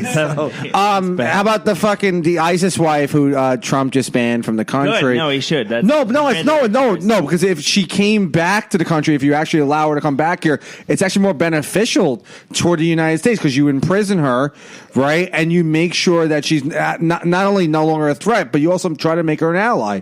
That's be a path of redemption for people. There's gotta be a punishment for it. A lot of people. No, but it's not only about punishment. It's about like if there is, obviously there's punishment, but you have to allow people to have a path of redemption and to work on the same side. Having her overseas, right, and like but ISIS isn't really a threat anymore. They're not a threat, but we want to figure out what's the root not of much left. But what is the root of terrorism? And this is someone that unchecked mental illness. That's my theory. What's up? There's white terrorism too. There's white male terrorism. Of course, yeah. I'm not saying there isn't, but that Whoa. not allowing her into the will be white male terrorists. There's a bunch. Yeah. That's domestic terrorism, if that's what you're referring to. But Dylan Roof Terrorism types, is really right? not. But yeah, It's the word that everyone gets crazy over the word, right? The legal definition of terrorism: using violent or destructive coercion force to impose your will upon enemies or governments. Let me finish. By that definition, Let him finish. I want you to start. He wants his Addison's Finch moment. by that definition, George Washington is a terrorist. Yeah, he is. Yeah. Jesus Christ. He's on a dollar bill, though. No, not for nothing. You can't be a terrorist if you're on money. I'm not offended by much, but he's George Washington. I mean, even if he was a fucking terrorist, He did have 200 years, and they never got Also, him for anything. he died a horrible death. I don't know if died you a guys know terrible that. death. How did he die? Yeah, Basically, George Washington. So, like at the time of his death, because he got like pneumonia, and because of how medical practices were back then, they put a bunch of leeches on him. They gave him enemas. They fucking gave him mercury. So he's like vomiting. He has leeches on him. He's shitting himself. Yeah, and they're like, I don't know what to do. And so they put more leeches on him, and they fucking drained him of like 60 or 70% of his blood, and he died. And you know, at and he some point, fucking he's died. like, you know, at some That's our father of our country, by the way. and you One know, second you're the president of the United States. It's like, I'm doing so well. Then you just got leeches on you. You're just being drained. And that's when you do acid. This is the And worst enema. that's going to happen And to you. enema. It's like it actually does. And you know, at some point, he's like, "Are you sure this is the best way to do this?" He's like, "These are the best doctors in the Confederacy. They got you." And then he dies. Are you sure? It doesn't. I don't feel better. He's like, "No, you're gonna feel bad, then you're gonna feel good." Yeah. That's how. And then he died. And he fucking died. So yeah, that's you're how, gonna that's how it feel goes. bad. Even And then Kennedy's fine. death wasn't even that bad compared to that. Dude, it's horrific. Google George Washington's death. It's fucking horrific. Well, a lot of presidents had. people not in our time frame are such fucking retards. I'll tell you what. They're so stupid. Fuck them. Hey, George Washington, I hope you're a fuck. No, I would not disrespect my hero. Conrad, you could play George Washington in a play. I would love to. Oh my god. I'm not willing to lose my hair though. You should play Hamilton the way it should be played. Fuck, you know what? Fuck Hamilton. How is Hamilton the play? Every time someone's like, "Yeah, Hamilton is a great play. Why is it good?" And their descriptions fucking suck. Yeah, they do. Yeah. But it's like, why is there rap in a historical? I don't know. Like, I feel like, oh, dude, if the minute they break into song and dance, I'm like, I'm over this. Yeah. Even if it's rap or whatever else, I By the don't way, fucking we started care. I at don't. 4. It's almost 8. No, it's okay. Keep it going. Yeah, but this is a separate episode. Like when I hear I hear the we have home run hitters. What's the play the South Park guys did? Dude, I went to go see that. That was fucking tremendous. Everyone loves it. Yeah, it was great. But when you describe it, like if I read you the log line, you'd be like, that's fucking funny. Yeah. And when you read Hamilton to me, I'm like, that's the fucking corniest, gayest shit I've ever heard in my life. what would be the log line for? I'm not really that familiar with it. What would be I don't the log know line? either. It's like they're rapping. fucking guy. I don't know. Yeah, it's like they're supposed to be like the new the founding fathers. Is that what the Hamilton? I don't know, but is there because Alexander Hamilton? But is there also an Aaron Burr in this, or I don't know. It's an Aaron Burr. He starts in Hamilton. Do they do that where they fucking shoot each other? That was a great Got Milk commercial. You guys remember that where Aaron Burr, the guy. Aaron Hernandez. Aaron Hernandez. Anyway, Hamilton is buried in the financial district in New York City. Yeah. I wouldn't even watch. He was his first Treasury Secretary. Yeah, God bless that man. Who does Aaron Burr guy?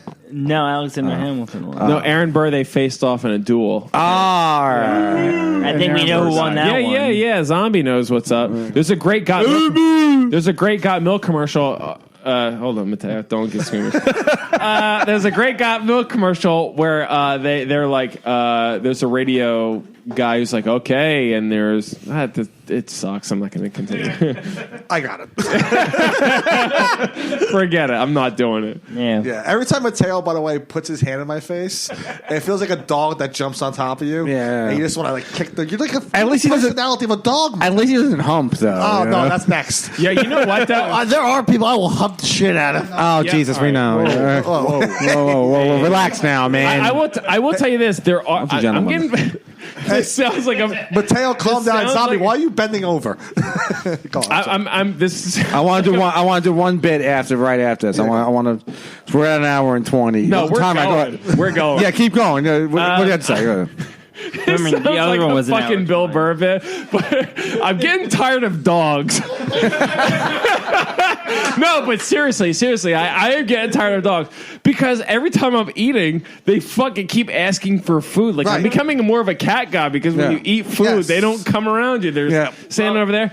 The fucking dogs are like they're beggars on the subway. I'm like, get the fuck away from me. Do you remember George Carlin's last stand-up special before he died? His first line, he gets up, everyone's cheering, and he just says, "Fuck Lance Armstrong and fuck Tiger Woods. Aren't you tired of being told who your heroes are?" And everyone just starts clapping. And then he goes into a whole rant about how they're not that great, but everyone acts like they are. Fuck Dr. Phil. Yeah, he just starts going on about people we shouldn't applaud. Dogs are pretty gay. Everyone knows that. I love dogs. You ever see a flamboyant dog? I do like them a lot. Yeah. I know you more than cat. What do you I just don't like people begging for shit. I'm a Republican now. Okay, it's like don't ask me for anything. I love fish. Fish are the best. So passive, just so indifferent. I get annoyed with dogs. Yeah, I get annoyed with dog trainers, like the Justin Silver guy. He's like he's like a dog trainer. It's like my dad trained a dog by smacking it in the fucking mouth. That's how you do it. I train my dog, my King Charles Cavalier. I smack it in the mouth, and he does. And so what? I don't fucking need his love, but he has to stop barking when he sees me. He fucking stops. That's how you fucking train a dog. Well, yeah, that's how you do it. No, he wouldn't. No, he wouldn't. No, because that's how you train a dog. You smack it. You fucking beat the animal. That's how you do it. By the way, this is how black pimps felt in the 70s. You're right about the animal part. A lot of homeless people have dogs now. That's like that is true. I don't like that. But some of that shit is fake. Like when I lived in Pappazian, you see this in San Francisco. There's these rich kids. They bring fucking dogs and they beg, but they're fucking rich and they use the dog sympathy to get money from you. What do they want? Just they want extra money. And they San want, Francisco, it's a city with the most amount of dogs that are not on leashes. Yeah. But also called the public. Like I didn't believe it. My friend was talking shit. He's like, those kids down there that are begging for money and their dogs, they're really rich kids. I was like, dude, I don't fucking believe you. And then we walked past one down on Haight-Ashbury. He's like, you see that backpack right there? Like I hike. That backpack right there is worth $2,800. And I looked it up. I was like, holy shit, he's right. By the way, I want to back you up with that. So I actually have my roommate. She had a friend who worked at the bank, and she said that a lot of the homeless kids in Haight-Ashbury and San Francisco, that she's like, they have more money in their bank accounts than I do, and they're like, "Oh, I'm homeless and whatever." Yeah, it's like they're that's not. They just don't want to work for money. Yeah, but that's the type of thing now. Is like also I was bitching about fucking New York City comedy. It's like, dude, everyone's fucking rich, but they're trying to pretend like they're poor so they can be whatever. It's like, nah, motherfucker, don't do that. Well, who do you say that about? Like, who do you think? Like me. Okay. No, I'm good. If you're homeless, though, if you're homeless and you're a good-looking person, you'll be fine. I don't think you don't deserve to be homeless. You need to be missing. You got to be ugly to be homeless. Like there's this one guy on. Yeah, you got to be like missing. Like Yeah. there's You have to have gout for There's me to really care. nothing funnier than like when they have like the little scooters. And You have to have never had a dental plan to be right, and you homeless. gotta be a fucking lunatic to be homeless. Well, I saw a guy. He had like no leg. He was a veteran. He was Right. trying to They be say he's a veteran. He's not a and he's like, "Oh, is my leg not worth anything to you?" He's yelling at people. Well, that's a And good I'm like, homeless I don't guy. think your leg's But I'll worth give that guy a dollar. anything. No, most a homeless dollar, people but are his leg's not worth anything. Listen, most homeless people are so mentally ill Name that, Agent Orange. that you can't help them. Like there are some homeless people that can. Like homeless is like are the people you see on the subway and shit. But there are homeless people like. I know people that have fucking lived in fucking tents and shit. Right. Like, that's homeless. Yeah. But they don't make attention for themselves. No, but that's the thing. There's one job about being. There's one job description about being homeless, and that's being fucking crazy. Yeah. That's the one thing you have Yeah. to do is be a fucking lunatic. If you're like a reserved homeless guy, I can't. I'm not supporting you. Yeah, but I'm they're- not- but- like but they're- Mateo, I'm not supporting him. Yeah, but they're holding the crazy in. I think homelessness No, you is a gotta be weird nuts. thing. It's tough to say. They give the best hand job, so I don't. Yes, that's a crazy homeless person. They won't blow you. They'll check you off. Though it's like, why would I blow you? That's normal. But Check you know what's off. fucked up about New York City is now it's like you have more people faking homelessness Of than need course. to be, which is really sucks. Yeah, because it makes you. It makes you feel bad about like it's like they're praying or they're disingenuous about real shit. Right. You know what I mean? So you drive past them, they have a dog, and you're like, oh my God, I feel fucking bad for the dog. yeah, that's what they do in San Francisco. They have Yeah. a dog, but they're fucking assholes. They have face tattoos. They yell at you, and you're like, dude, I want to fucking punch you in the face. I give him money anyway. No, because worst comes to worst. What I lose $1. Like, I always it's give them the change. worst. I mean, they mostly listen to the same music I do, so I'm like, all right, I like your Wait, patches. you So, only- all right, I they're like your faking it. patches. All right, so they're spending it on crack. I lose Yeah, $1. yeah, but you have only to give them $1. I give them stock options, okay? And they have You no Venmo them money. yeah, I'm like, what's your Venmo, bro? You have to reach into your pocket. Like that takes a lot of effort. You know, you got to reach into your I pocket. know. Sometimes I got. It's annoying. I got my charger. Yeah, like I don't want to have mean, to. That's how it It's depends so on- annoying. I usually get my driver to do all that, but We're at an hour and 25, guys. no, we're going. No, I don't An hour and a mind. half before- I don't mean. We can go as far as we want, but I think at this point, like. Hour and 25, people probably shut off. Yeah. Say whatever the fuck you want. No.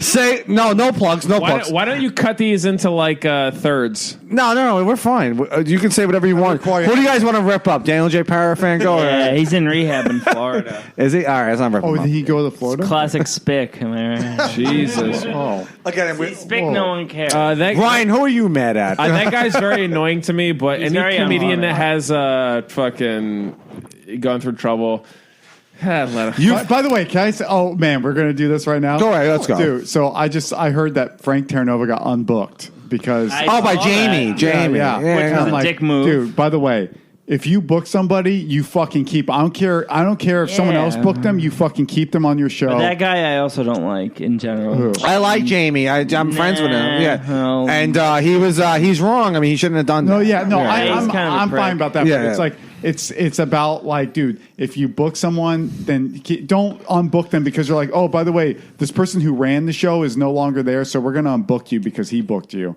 And it's like, fuck that, dude. Keep him on the show. People need stage time, man. He was That's- wrong, I and agree. Frank's not going to let him live it down. He's going to Yeah. screenshot. Oh, no. it. Frank probably doesn't want to do the show anyway. No, he doesn't. It's There is an ego that. thing. There's Yeah. that of it, but like I mean, like there is like a thing where like he was the way he sent that message and Frank made it public.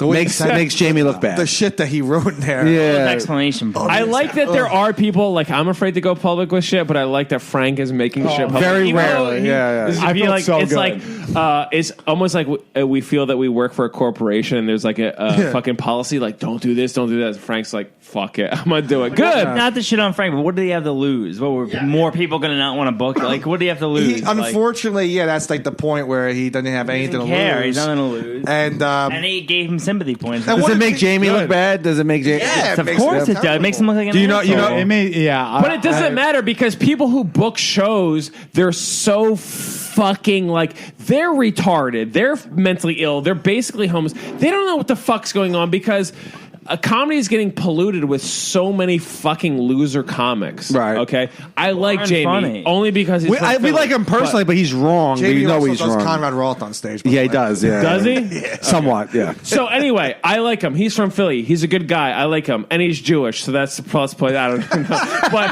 know, but anybody. Anyway, the shit that happens with comedians are the biggest fucking losers because they have no code. Right. You know what I mean?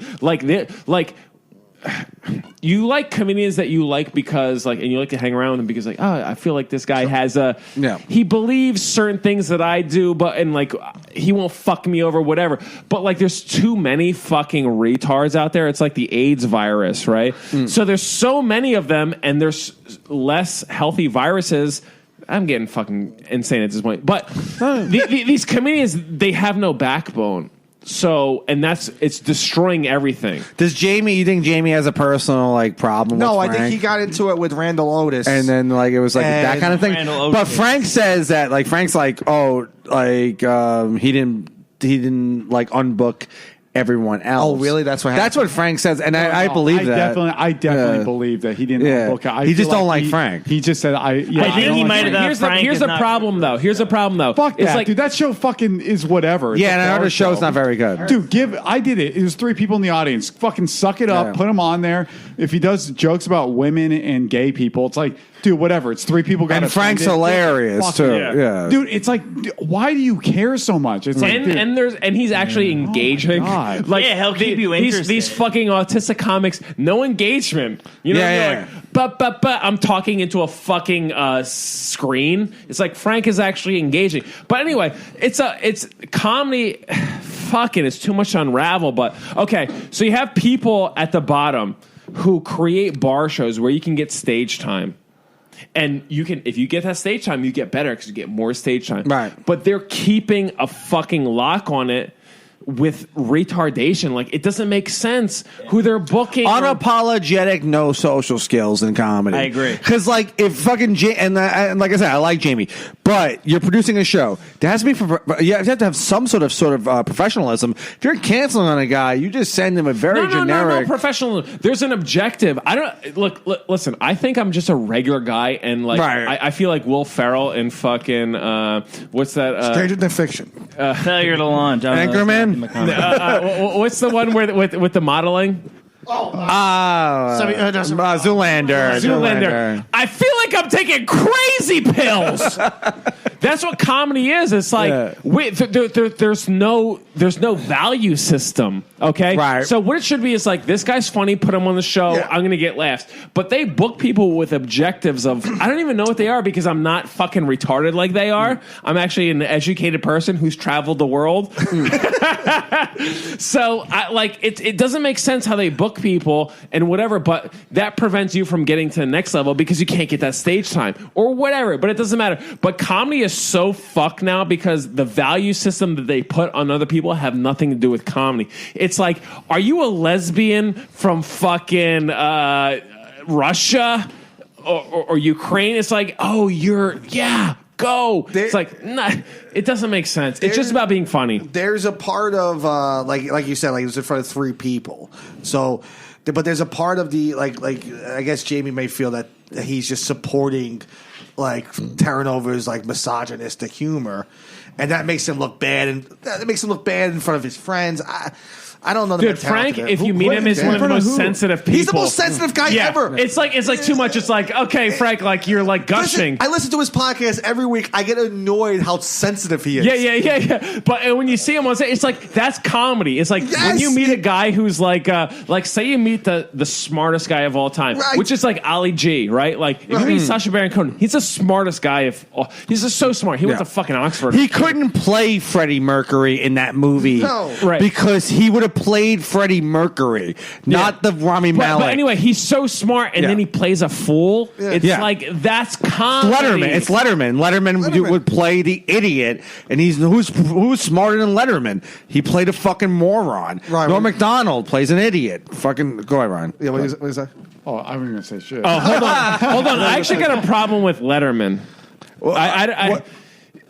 I don't think he was that funny. I liked Letterman. Yeah, I mean, like he was who do you think is funny? Because all I've heard, I just want to know. I really want to know in Conrad's world. I think I'll tell you this: Patrice O'Neal. You didn't even think Patrice O'Neal was that funny. I think Patrice O'Neal is very funny, but I'm just saying. But I heard you said you're like, I don't know. It would have been amazing to see him versus Patrice O'Neal, dude. That would have been. I love me. No, that guy's a fucking legend. I don't hold a shadow to. Listen, I'm a fucking retard who yells into a microphone. Who his just dad describe makes. Patrice O'Neal. No. Listen, my dad makes billions of. No, I'm just kidding. But now you're way off of Patrice O'Neal. Okay, but here's what I want to do, because here's a tough thing. It's like you can talk shit on a guy who's never played football, but they're an announcer and they're like, this guy sucks, and that's a tough because someone can come up to me like, yeah, but you never lined up, you never laced up the cleats. That's me. You know what I mean? But I look at people and I'm like, they're not that fucking funny. You know what I mean? Like David Letterman. He was in a time period. I don't and I feel like I'm taking crazy pills because, like, I love comedy. Right. Like, I love it. But I see people and I'm like, they're not as great as you're saying that they are. You know what I mean? It's like, but if I say that, I'm some sort of fucking leper or whatever. But like David Letterman, like, I'm also pissed off that he's got a Netflix show and you watch it and he's like, He's living off fame. What's in his sales is fame. Like, he's not the funniest guy. Watch a stand-up and show me what's funny. You know what I mean? Like, there's guys who are really fucking funny. I will agree with Conrad on one thing about the funny aspect. So when I was a kid and I saw David Letterman, I never thought, oh, this guy used to be a comedian. I just always thought like a talk show host was like someone who, it's like an anchor man. I thought he was like an anchor man that became like a morning talk show. Yeah, I didn't think he was like a comedian he was so funny that he became it's funny. That's why I agree with It's funny that you say that. I almost the opposite. Whereas actually Letterman was a weatherman. So he was an anchor, like man. No, but I will say this about Will Ferrell. Will Ferrell's like the funniest fucking guy of all time. Like when I watch Will Ferrell, I'm like, he's so fucking funny. Will Ferrell was like a sportscaster or something. He was actually in the news before he became a comedian. Sure. By the way, I just gotta get this out. Both microphones went into Zombie's face like he just won the NASCAR fucking Indy 500. I know, I couldn't worth it. But it's funny what you say about Letterman being like this professional comedian. I always thought like Leno, Letterman, because Kimmel's not a stand-up comic. Jimmy Kimmel's. He's not even an improv guy. I don't know what guy. He's a radio personality. Radio. An actor. And an actor. He didn't. Well, I don't think he was an actor. He just did radio. It says a lot what they think of late night comedians, because Conan's not a stand-up comic. Seth Meyers is not a stand-up comedian. Seth Meyers isn't a stand-up comic. That guy is unbearably unfunny. Seth Meyers. I can't. I would say I Jimmy feel Kimmel. Conan's gotten. I like Conan a lot. Well, I like Conan is funny. He's the only one like. I think in our generation, is the one that you'll want to do. But he doesn't hold the same weight as Carson. definitely. No. I don't want to do stand up on Conan. I would want to do it on Fallon. Dude, people go on Conan O'Brien dressed in fucking cargo shorts. Yeah. It's like, wear a suit on stage, you fucking. I was saying, what's interesting with Jimmy Kimmel's acting background, it wasn't TV or movies. He started as a commercial actor and somehow was segued. You know what? Not important. Is that Kimmel or Fallon? That's Kimmel. Just not important. Okay. Jimmy Kimmel was a radio guy. Dude, I always mix those two up. Fallon, because Jimmy's. Fallon was. But I'm just like tired of people being like this guy's funny. No, this guy does a corporate job. If you think about late night television, what they do, they sell fucking laundry detergent. Yeah. You know, like you don't want to fucking scare people off. You know what's really fucking good about comedy? It's a fucking tightrope walk. You really do make a good point here, because I'll tell you why. Letterman was always talking about how he was anti-executives, anti-network, and Leno was the corporate guy. Yeah. So and everyone criticized Leno for that, and Leno used to write his monologue jokes. Leno had a heavy but influence. also they said Leno was like the greatest stand-up. People love him. Everyone says he's as a comic, I don't think he's very good. Yeah, even like the monologue was terrible. One of the greatest comics at the time. I mean, we can't. It's hard to judge because we've seen so much. But at that time, you're talking about like what? Like, you're talking about like early '80s before he even was on TV. We look back then, it's like, oh yeah, what a hack. But it's like, dude, but this is why. But that's what it takes to be a great stand-up. Yeah. Like, listen, I will fight somebody over this. Like, Brian Regan is the greatest comedian of all time. That's your guy. That's my guy. Like, you watch him live or whatever, I throw up my hands. I'm like, I almost walk out. I'm like, this guy's so fucking good. It's unbelievable. Yeah. It's like his jokes are great, his act outs are great, everything is fucking great. I mean, there's guys who are like up there in terms of like, honestly not well known. And comedy fans will know him, love him, because but he's you know not what, an A-list comedian. Yeah, because you know what, Louis, because he can't be a late night, he can't be a host, and that's fine. But that's not about being funny. You watch Brian Regan, like, dude, I'm like, this guy's so funny, I'm leaving. Like, I can't take this. I want to kill myself watching this guy do stand up. I never see that when people are like, you know who's a great comic? Roseanne Barr. I'm like, no. When I watch her, I'm not like, it's fucking fine, but I'm not like, this is the greatest. So people get all this shit trivialized, and they're like, you know who's a great comic? Is like, no, they're not. No, they're not. If I watch them live and I'm like, I could fucking do that, you're not a great comic. I'm tired of that shit. It's like baseball or basketball. It's like, that guy's so good, I can't do that. I watch comics and I'm like, I could do that. But Pappazian is not even making a face. It's like he's not even phased. But there's comics. This is how I feel internally. Like, yeah, and that's what I'm saying. It's like, can't control it. Like, I don't want to say this, but at a certain point, it has to be said. It's like what people do. I see. I'm like, I can do that. You know what I can't do? Jon Stewart. I can't do that. You know what I mean? You know, Brian Regan. I can't do that. Bill Burr. I can't do that. But there are comics. I'm like, bro, I can do that. Give me the script, whatever they're saying, and you know what? I'll even make it funnier. I'll make it funnier. Give me the script. It's like acting. It's like, oh, that person went in for the part. Give me the script, and I will make it fucking funnier. And he's right. No, he is right. When I come to Staten Island, things happen. Okay, when I go home tonight, I'm gonna fucking get my shit stolen on the subway. I'm gonna pass out. But like people, like they just say it like, oh, I don't wanna. Like that comic is funny. Like, dude, so many people are so fucking unfunny, and I see that. I'm like, I can do that, and everybody can do that given the script. But there are great comedians out there, and nobody talks about them. Like, oh, but you know who's a great comic? Is like Amy Schumer. I don't know. I haven't seen her act, but but it's like that's that's so doable. Like that's like there's so many acts, and you're like, you could just fucking do that. No, I agree with comment. But someone posted once a Facebook status like Michelle Wolf is the next George Carlin. And Judd Apatow. Like, no. Oh, Harrison Tweed. Yeah, Harrison Tweed. I like Harrison Tweed. I'm gonna punch him in the face after this podcast. No. But he's getting punched in the face. But it wasn't like a LOL. Like it was like a real thing, and everyone's like, yeah, blah blah blah. She's great, and then someone just comment, shut up, Harrison. Like, no, she's not the next George Carlin. Yeah, right. But we shouldn't. She made Trump jokes at a fucking like.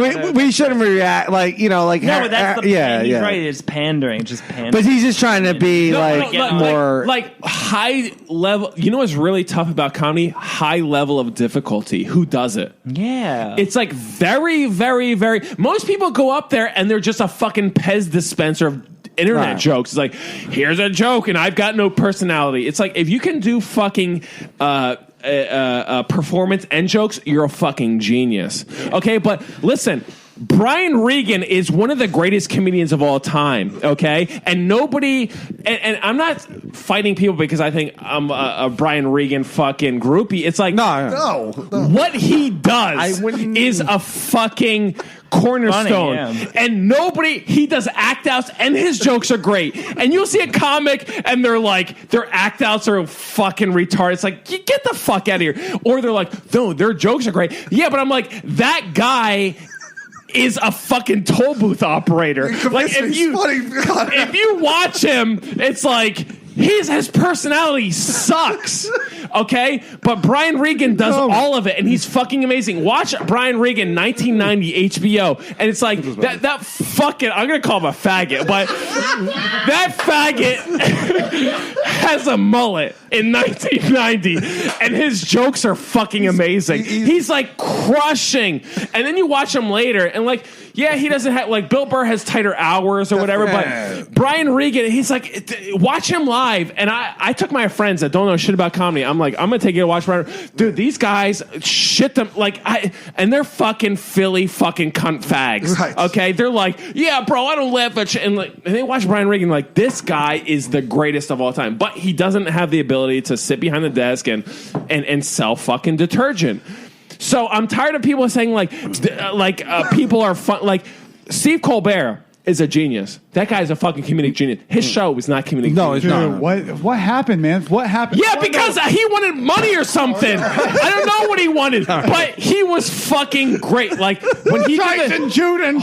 Okay. You guys need to give me some CBD oil or something. But when he did his Comedy Central show after fucking Jon Stewart, him and Jon Stewart are geniuses, comedic geniuses. But then you put him into a fucking talk show. Like when you see comedians go up at hold on. When you see comedians go up at Colbert's show and they're like, I'm about to do a 5-minute set. What's behind them? Some stupid fucking fluorescent sign. Like, it's true though. No. But that guy is a fucking comedic genius, but he's put into a fucking avenue of money or whatever. I don't know what happened, but okay. Give it up for Doc Theodore, Conrad Roth. Whatever happened from Colbert Report to the Tonight Show, yes. I don't know what happened, but I maybe bitterness. I don't know. I feel no. Bitterness is money. Like he was great. Like here's the thing: if you're given money, you're like people pay you and you become fucking washed. You know what I mean? Like money kills people. Okay, yeah. So like you maintain greatness by like, okay, you're giving me a lot of money. But once you get a lot of money, they tell you what to do, and you're fucking washed away. He can never do that character again on CBS. But it just doesn't work. What is he doing? It's terrible. It's not Listen, good. what the fuck do late night talk show hosts do? Are you guys checking the levels on his? No, he's all good. Okay. What? No. Tell me, what do late night talk show hosts do? What do you do? They're the new nothing. They're the new Walter Cronkite. Yeah. No, they report the new. That's what they do. And actually, they get no ratings. Second best comedian of all time. Listen, if you disrespect Walter one more time. By the way, that's who Conrad likes. And he yelled at us for 4 minutes. No, but it's like it's getting fucking crazy because nobody was saying like. You have to have a fear. Like, listen, nothing is happening for me, and maybe nothing will ever happen for me. But like, people are afraid of like, and I'm still afraid of that. Like, we did the podcast earlier. I'm like, maybe I shouldn't name names or whatever. It's like, listen. Being nice doesn't fucking get you, like, unless you're the nicest, nice guy. Like, even that doesn't work out. But I'm getting tired of, like, everybody being, like, walking into brainwash. It's like, yeah, this is great. Like, yeah, these people are funny. It's like, they're not fucking funny. Give me a list of people, and I'll be like, yeah, I watched their set. They're fucking garbage, and they're trying to fucking, whatever. But it's like, nobody else is doing that. I mean, like, they're just, like, letting people fly through the radar. Like, they're great. It's like, they're not great. What they're doing is trying to get money for themselves and give nothing to you. Right. Them getting it forward means nothing to back. you. Give nothing back. Yeah, and that's okay. If I get something, I'm giving nothing back. Yeah, of course, I mean, but I'm not. We know people that, like, are friends of ours that, like, they make it and it's fine and they give nothing back. It's great. And we're happy but they're not promising to. Maybe they're promising to be like this likable person. Listen, right? I don't know. It's not going to work out for me, so I don't give a fuck. But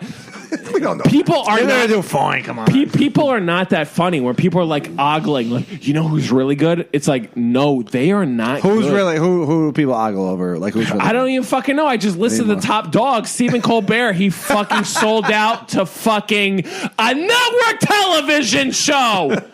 He's a fucking genius, and he sold out to. But like. There is a part of you that knew, like, Colbert, when he took over that show, he's not going to do the character.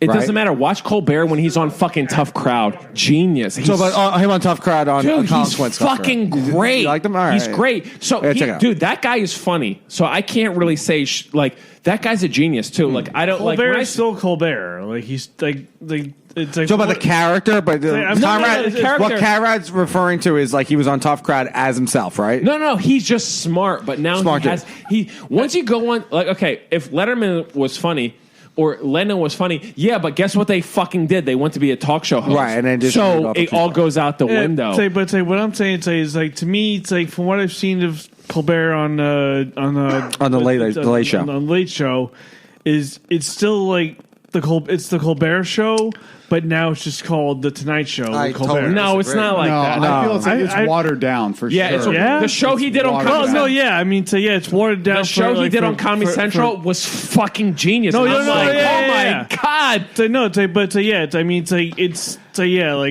Late Show with Colbert is a watered down version of the Colbert Show. There's something that happened. I don't know what happened. I don't know what they said to him, but there's something that, like, from the Colbert Report to the Late Show, it's like, dude, what did they tell you that made you?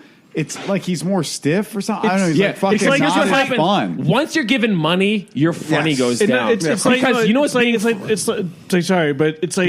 the reverse of Bill Maher going from ABC with Politically Incorrect to HBO with Real Time. Yeah. It's like basically you leave it in network to go to the subscription. Yeah, but Bill Maher was. But Bill Maher is always the same. But once you get money, you can't make mistakes. You know what's really funny about? You know what's really funny is making mistakes. Yeah, of course. Like if I mistakenly fucking drop the N-bomb right now, it's like, it's funny. It's like, oh, shouldn't, or like making mistakes is all of comedy. Well, think about stuff that makes us laugh, like even like, Mel Gibson's audio tapes when Marv Albert bit that chick in the back. Jesus, in the back. What? That shit makes us laugh though. Like we fucking laugh. Pat O'Brien's audio tapes. That shit makes us laugh. These are the worst moments in these people's lives. But those are mistakes. They made millions of dollars, and their careers were on the line. But that would genuinely make us laugh. That's a little bit more difficult. But they do make you laugh. If I walk out of here and I trip on the sidewalk and I fall, you're going to laugh at me. Because that's making a mistake. But when you get fucking millions of dollars, you do not make mistakes, or you get fired, and that makes you not funny. So if you don't have the ability to make mistakes, you're not fucking funny. You're censored. So that's why people who go up there and they do political, I'm going to tell you fucking how the world should work. You can't make a mistake. We know guys virtuous. We all know guys that have done those shows, right? And they get a list of stuff they can't talk about, right? And they go, well, and you have to send, your set list, and they go, okay, well, that joke you can't do because that might offend someone, and like this joke is going to be that's a corporate sponsor, we can't do that. So they just really just narrow it down to like what airport material, shit about your parents, and then like something interpersonal. Dude, I still watch see every late sets night with show. Fucking airport jokes or like Well, if I see another joke about how New York City is expensive, you're gonna punch somebody? No, I'm gonna kill myself. Because if I say somebody or kill myself. No, because choose your own adventure. I can't hurt people. If I say that, I'm a terrorist, right? So I'm just gonna say I'm gonna kill myself. I'm gonna kill myself. Like these jokes are so fucking bad. Like who are like Howard Stern. That motherfucker's a comedic genius. Great. He's the best ever. Great all time. And then he's such a genius, he turns into fucking interviewing, and he's the greatest interviewer. Larry King. Yeah, he's just great, okay? But people who like, why would you chase? I don't. Here's this point about Stern. I want to make 2 points, but here's the point about Stern is that if you're a Stern listener, you're like, this guy is great, and people are like, well, he changed. He's like politically correct now. It's like you never got the point of Stern. Is that when Stern was doing his shit in the 90s, he was great because that was stuff you never heard even before that. Well, even before then, when he was in his prime, he was getting fired all the time. He was always smarter than his listeners. He's always been there's a reason. He's always had a leg up. Yeah, Greg, I'll tell you what in the movie, or I guess it was all the time. What changed for me? He goes.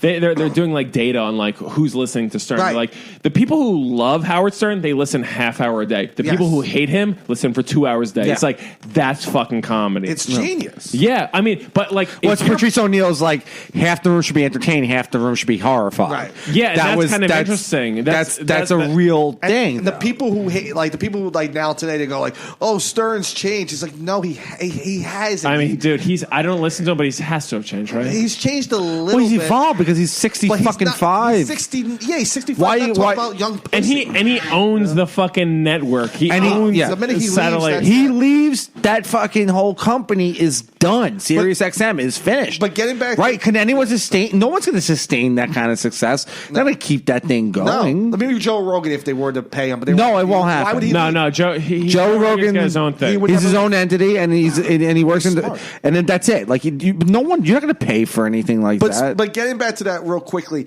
the reason this is where Colbert sold out, and this is why I think he's a major sellout, is when Leno and Letterman were coming up. The Tonight Show was a big deal because that's a big payday.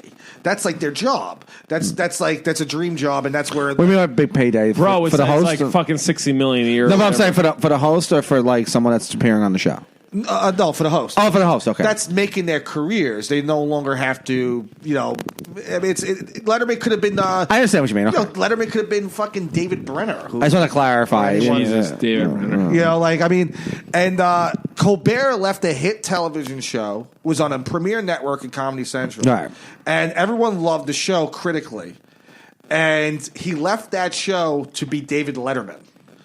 And to get, basically the same amount of money. That's where he sells out. It's like Colbert could have did Colbert Report for the next 30 years, and everyone would have loved him. He would have been a legendary broadcaster. It'd be tough, but he didn't have to go to network. Didn't have to listen, network CBS. fucking late night show doesn't fucking matter. We know comedians that go on. Colbert Report would have mattered. I'm gonna kill myself after I say this, dude. People go do late night television like Colbert, Conan, whatever. They do it as a comedian, and that should break your career 20 years ago. And then the next day, I see them at open mic. And they don't get any preference. They go at the end. It's like, it doesn't fucking matter. So here's the thing. It's like, bro, the money is how much money do you need? You don't need that much money. No. But to be funny is very, very. How do we very, live very in an age when Freddie Prinze Jr. went on this night show, right? And it was offered Chico and the Man a week later, right? And we all know Caitlin Palufo, who goes on late night, right? And we see her at the open mic on Monday night. Creek and Bomb. Okay, I'm not saying she's bad. I think she's a good right. But the nerve. I'm sorry. But the nerve of it is that she's on tonight. She's on late night, Friday night. That's insane. Killing. And then 2-3 days later, the poor girl is at the 6 o'clock Creek, and she's not even getting courtesy laughs from fucking Hans Kim. Yeah. It's like fucking how much shit do you need in this industry? But it doesn't matter because back in the day, you know what people could do, and this is what I'll say is a knock on comics these days. Yeah. Listen, you guys know me. I took Meisner technique. Okay, I'm an actor. Okay, but so say Freddie Prinze, the dad, right? The motherfucker can act. You give him an opportunity, he can act. He does can act. Okay, put a comic right now that goes on late night. They can't act. No, never. What are you gonna do? Do stand up in Nova Scotia where people don't give a fuck about you? You can't Everyone's impressed with Pete Davidson's acting in that movie. I'm like, he should be a good fucking actor. He's been on Saturday Night. It's not like his dad died in 9/11 when everyone knows no one died in 9/11. Everyone's saying he's. I gotta watch. Great. They're making a movie about his life. No. By the way, David Sears is writing. He's a very great guy. David Cyrus, great guy. He's writing for that show. But it's I'm just tired. Dude, you know how difficult it is to be funny? Okay, you know who's very funny is Sacha Baron Cohen. The guy, very, very funny. Yeah. Okay, he's probably one of the funniest guys of all time. Larry David, one of the funniest guys of all time. Because what they do is high difficulty. When you go up on stage and you just regurgitate like a fucking mama bird into the baby birds of what is, it's that shit ain't funny. Yeah. It's and we all see it. You know what I mean? If I go up on stage and I start doing whatever, you guys be like, dude, that shit ain't funny. It's I can't hide from that. Nobody can hide from that. If I went back and killed Hitler, it's oh my God, we're going to do this. Well, we did that. How many times that has been done in the last 5 years? I would go back in time and I would make Hitler more powerful. I would guard the guys killing. Have you guys seen me? I'm a better dictator than Hitler would ever be. Okay, I'd be like, Hitler, get me through. Ear. It's like Hitler, make me your opener for the next few years, and then I'll transcend you. Okay, and then I'll kill you, and then I'll be the greatest. Hitler would have had a field day with you. Of course, a rich white guy like Conrad Roth would be the warm-up guy for By the Hitler. way, I'll go on record saying this: Hitler's a faggot. Okay, I will take over whatever he tried to do. I would walk into a fucking room with a table in it and say, "Hitler, you're fucking out," and then I'd rape him. What a great Smash premise. a watermelon in front of everybody. Would anyone be offended if you call Hitler a faggot and rape him? Yeah. Like, if you're Not offended really. by that, then you're. I wouldn't want to do that so much because then he becomes a victim. No, who did that? Was it Louis that did that bit about like going back and like raping Hitler? And it's Oh, he like, did that. Okay. It's like, do you want to take over Poland? He's like, no, I think I need a shower right now. That's a good bet. That was fucking great. All right, are we ready? Yeah, whenever you're ready. We're just 2 hours. We're about 2 hours in this episode. Yeah. 2 hours into the second episode. Yeah. We did an hour and a half on the first one. Long episode. And how long are we into this one? We should. We're so long into. We should reintroduce you guys. No. Hold on. How long are we into this? An hour and 55. Oh wow! These 2 are hours. Yeah. Okay. Pause it. We're going to episode 3. I should start calling me Joe Rogan. Nah, I gotta get you guys back because I got that fucking stupid. Well, it's only 8 o'clock. So listen. Do you guys want to plug anything? is Pontillo still? Yeah, I got a lot of shit to fucking plug. February 28th, 10 p.m. Creek in the Cave upstairs live. If you got, That was Mateo. They're putting you up there. Yeah. Wait, whose show? Dominic Fogarty's, but it's always packed. Good. I hung out with Dom. I made this guy. We were watching the Yankees play the A's, The Red Sox. the Red Sox in the game 1. I made this. I assimilated this guy. He knew nothing about baseball. I went with it. He puts you on this show, and Yeah. Listen, don't take it personally. It's like I'm gonna take it come on. personally. I have to. Sometimes you just have to point fingers and be like, "Hey, are you doing anything on the 28th or whatever?" Right. No, I asked him what months ago. Sure. What day is That this? works Did you too. ask you guys ship a message. Nah, Rob? Yeah, so that's on you, right? Yeah, I do like. It's like, that. yo, how come that broad fucked you and she ain't fucked me? Did you ask her to hook up? He's like, no, I didn't. That's how it works with black Do you have women. great abs? Yeah, like- Yeah. So what else? Do you have what anything else? Checking the calendar. Okay, we don't. All right, Jesus. Okay. You're gonna watch That- it. you know what? April I'm 19th. honestly just being polite. April 19th. Tommy Farrell and me are producing I Want to Be Sedated at Breezy Point. Check my Facebook. Okay. Can you name one comic? Well, because we're 2 hours in, no one should make it to this far. Yeah. Name one comic you dislike in the New York City scene. Go ahead. God. Name one. cut this into thirds. Let's be honest. One comic you fucking hate. Billy Procida. Just took a real leap there. We all can agree we don't like that guy. Presido? Yeah. Billy, yeah, Brian doesn't even know who he is. Like, not do thinking of you know him? You know him? No. No, Billy Purcell's great. I like him. Yeah. No, I thought you were mentioning. No, I Billy's like cool. Billy Purcell, but you don't like Billy Purcell? You know what? Yeah. I'll fight both of them. Okay. You don't like Purcell? Purcell's really Can we funny. wrap I mean, this shit I'll up? fight him. I'll fight Oh, him. you're off the show. I don't have opinions on either. I like Billy Procida because he gambles. But, That is kind of cool. I do enjoy But his that. personality, I'll fight him, and I'll fight Billy Purcell. You don't How like about that? Purcell's funny. No, I mean that doesn't like- mean that I don't like him. I'll fight him. He just wants to box it. They want to have No, not even boxing. Like bare knuckle brawl. I'll fight you on the steps of a comedy club. I don't know. I'd rather see you guys in like a German beer hall. The two of you. I like Purcell. He does look like he would Yeah. own a German beer hall. Oh That's a yeah, good no, call, that's yeah. what I'm saying. He's a cool guy. He's a nice guy, He's though. funny too. I think he's very do funny. enjoy him. And I would like to see Conrad and him just fuck. Yeah, I mean that doesn't. Fight like mandingos and shit. That doesn't mean I like him. Doesn't mean like you guys have. Conrad a tall beer. Yeah, I would fight Conrad Roth, man. No. Guys, this is Staten Island. Relax. I understand. We're all ramped up, but this is the suburbs of Staten Island. Wait, there's suburbs of Staten Island. You guys got into a fight. There's like 3 Italian teenagers like fucking betting on you guys. Yeah. Is Pontillo still here? Can you tell Pontillo come over here and never gonna make plug it his? by the way. Yeah, that fucking fag drank 2 vodka Sprites and he's sleeping. What is he drunk? He doesn't even seem that drunk. Dude, I drank the whole bottle. I'm ready to fight him right Pontillo, now. can you plug your plug what you got to plug? Go ahead. By the way, I didn't know Pontillo was half Chinese. What I got to plug? What do you want me to No, plug? he's Mongolian.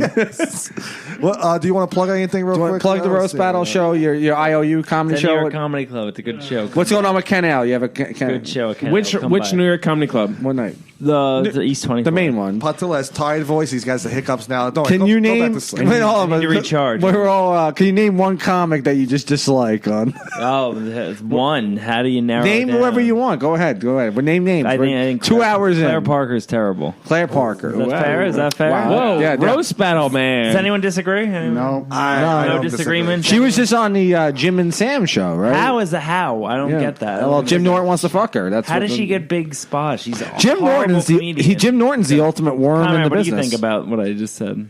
I'm okay with it. I don't really know her. You don't know. I don't know her either, and I don't really have a I problem actually with saw her. one time we were at the Creek Cave, and Claire Parker came up to Conrad in the backyard, and she's like, "Hey!" and Conrad would just walk right back. Nice. It's like years ago. I think when she like first started coming around. Yeah. I always thought she looked like Mick Jagger. Yeah, she's ugly. Yeah. Yeah. I don't. Oh, well, guys, Oh, Mick Jagger's I'm not- offended. Let's pull it back. Anything else? Mateo, what do you do? You look like the Pink Power Ranger. Second, Ryan. If you have anything to plug, I don't see why not. What the fuck would Ryan have to plug? Okay, Jesus, fuck let you, him dude. get his fucking. Dude, Listen. I'll give you a swirly right now. I'm not even fucking kidding. I would deserve Don't kid it. Listen, yourself. James, what you're doing right now, I find offensive. Yeah. Okay, you need to Holy- respect Ryan's feelings and mine. Jesus Christ, All right, dude! plug. It's like, dude, I want to sorry, have, I'm sorry. I want to have fun, but then Sorry. you fuck it up, dude. This is what happens. Yo, Dude, hockey fight. You got to pull there's- his fucking stupid polo shirt over Dude, his I head. used to, that's man, nice. I used to fight all the time in the locker room, and I will Damn. gladly do this shit. And I've fought fucking bigger people than you. But anyway, yes. No, you sorry. would definitely beat me. I just want to know what you want to plug. Yeah, it's- yeah. James is a I want sweetie to plug. pie. I want to plug my fucking right fist right in his teeth. Okay, all right.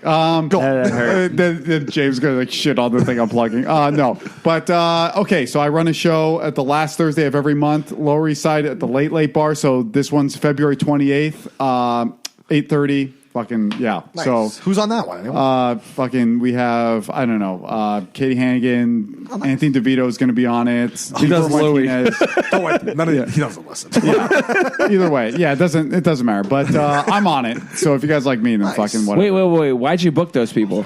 I also book it with Jacob Lai. If it were up to me, dude, it'd be Phil 987, Conrad Roth, and Frank Terranova. Here's what I have a problem with. Like, listen, I don't need to be on shows, but when I see people like booking shows, I'm like, why the fuck would you put certain people in those shows? Dude. And you see right through it. And Jacob Lai, when next time I see him, you tell him I'm going to punch him right in the fucking face. Stop hitting people. No, everyone's Hit getting everyone. punched now because it's like No one's getting punched. There needs to be people getting punched. Pappazian and Conrad Roth, they're like hockey players. Yeah. They're like, Tell Jacob Lai I'm gonna fucking take his Lacoste sweater, pull it over his fucking eyes, and I'm gonna give him fucking two, pump him I too. feel Well, do you want to do the show, man? I'll fucking I would book love you on to the do the show. All right. I feel like I'm interviewing the Penguins here. Yeah. Jesus Christ. Jacob Lai's a man. very nice guy. But I like He Jacob is. Lai. Yeah. He is, but I'm so. What's he got? I wanna He get has him on. 2 gay dads or No, trans he dads? has a trans dad. Okay. all right. Yeah. And he's a good dude, but I could see. You know what I could see Jacob Lai doing? I could see him like switching teams, like in terms of like he's like a does have two solid. trans dads, He's like a solid dude, right? Like if you He's a talk very to nice him, guy, yeah. and you could see him easily becoming like Brooklyn fucking comic. I don't know about that with him. I don't know because he's had the. I feel like he's I had trust the him. opportunity. I trust that man, That's good. I hope that's how it goes. and he's Jewish, by the way. So Yeah, he's half Jewish. That's he's okay. half Jewish. Yeah, so, all right. Regardless of that show. If you don't want to see this one, then fucking Conrad will probably be on another one. Let's get to the most important part of the plug section. Yeah. Who are you unhappy with? Yeah. Who don't Well, you like? Can I also plug my podcast? you have a I have a podcast called Go Self Help Yourself, and it's me and comics just ripping on self help books. So Who do you do that with? I just do it with me, Joe Nami, and Oh, Joe, we all love Joe. So yeah, we just I read a wish he self help never book, would and then It's we a just good joke about podcast. it. I did it one time. Yeah, he Really? did it with Oh. Jordan Peterson. We talked about Jordan Peterson, and I talked to this fucking communist cunt. From, Yeah, he almost fought him, which is dude, great. I I would. almost fight. What's his name? Santiago. He sucks. Oh, I know Santiago, the guy with the long hair. He looks like what's his name? He looks like Ian Fidance a little bit. Time right? out. So wait. What episode is this? It was one of we did Jordan Peterson's book 12 Rules for Life or something like that, and it got heated because Jordan Peterson's already someone. I got in a fight with my girlfriend about Jordan Peterson. I didn't even say I agreed with him. I just brought up something. He's very and- influential. Yeah, it just he I don't know. He fucking. So what happened here? So Conrad and then Santiago just started fucking fighting over, and I'm in the middle of this. I kind of kept it like It was tense, but not too crazy. But let me hear with Ryan. It was just like I'm in the middle, like because the whole point is like I just want to discuss these ideas, joke around about them. Right. But then there was like two people who were just like hell bent on like fucking like. I mean, Conrad's big Jordan Peterson fan, and Santiago is not at all. So like it was just this back and forth of like he doesn't fucking get it, and then Conrad's like vouching for him, and I'm in the middle, just kind of being like, "What are you doing in this situation?" What I was trying to do, he was being very good. He's like Alex Trebek watching two people on Jeopardy. The problem was that I literally just want to have fun. I don't want to fucking fight on this podcast. Right, I just want to have a good time. That's what we try to do. I had the different objective. So I'm like throwing jokes in, and then it's like Conrad says something, and then they fucking fight again about white privilege or whatever. So I don't know. It's like I gotta be honest, right? In that situation, I just let them go. Yeah, there was a lot of letting go. I also Pappazian let him go.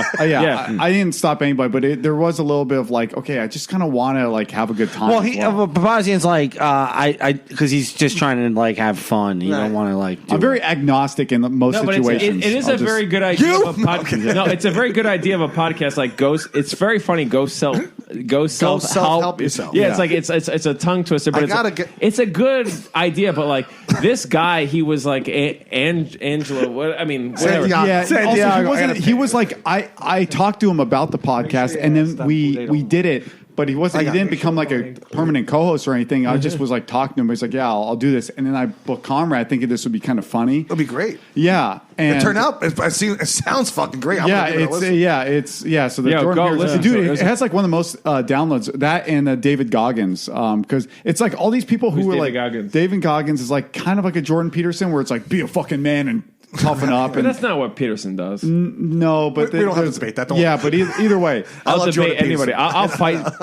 I'm ready to fight people who don't think who think Letterman is funny. Like I'll fight anybody. Conrad, who don't you like? So I don't like most people. Yeah, no, but it depends what you're like posted up to be. Like if people are like this person is whatever, it's like I don't think they are. I gotta get back. Like I like you because you're a normal fucking guy. But if someone's like like fucking John Zombie he's a nice guy. Yeah, if they're like, you know, he's not trying to show anyone up. You go after someone like not even. It's like the Santiago fella. I do like him. He's not a bad guy.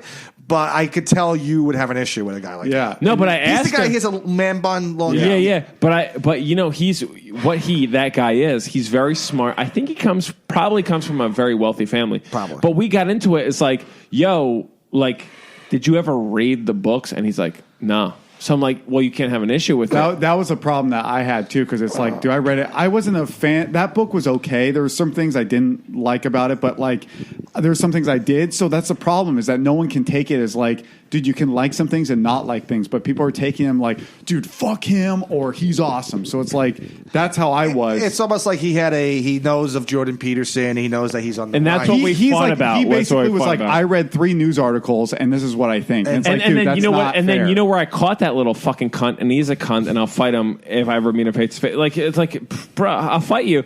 But it's like, I was like, have you ever actually listened to what he has to say? So this fucking fag, he listened. He read articles about people reading articles about him. Yeah. And so he never actually read the literature, right. which is unacceptable. And like, listen, you know me, I come from academia. Yes. Okay. I come from culture. You're society. a great debater. Yeah. No, not even debater. I come from great society where I actually read the literature that people are.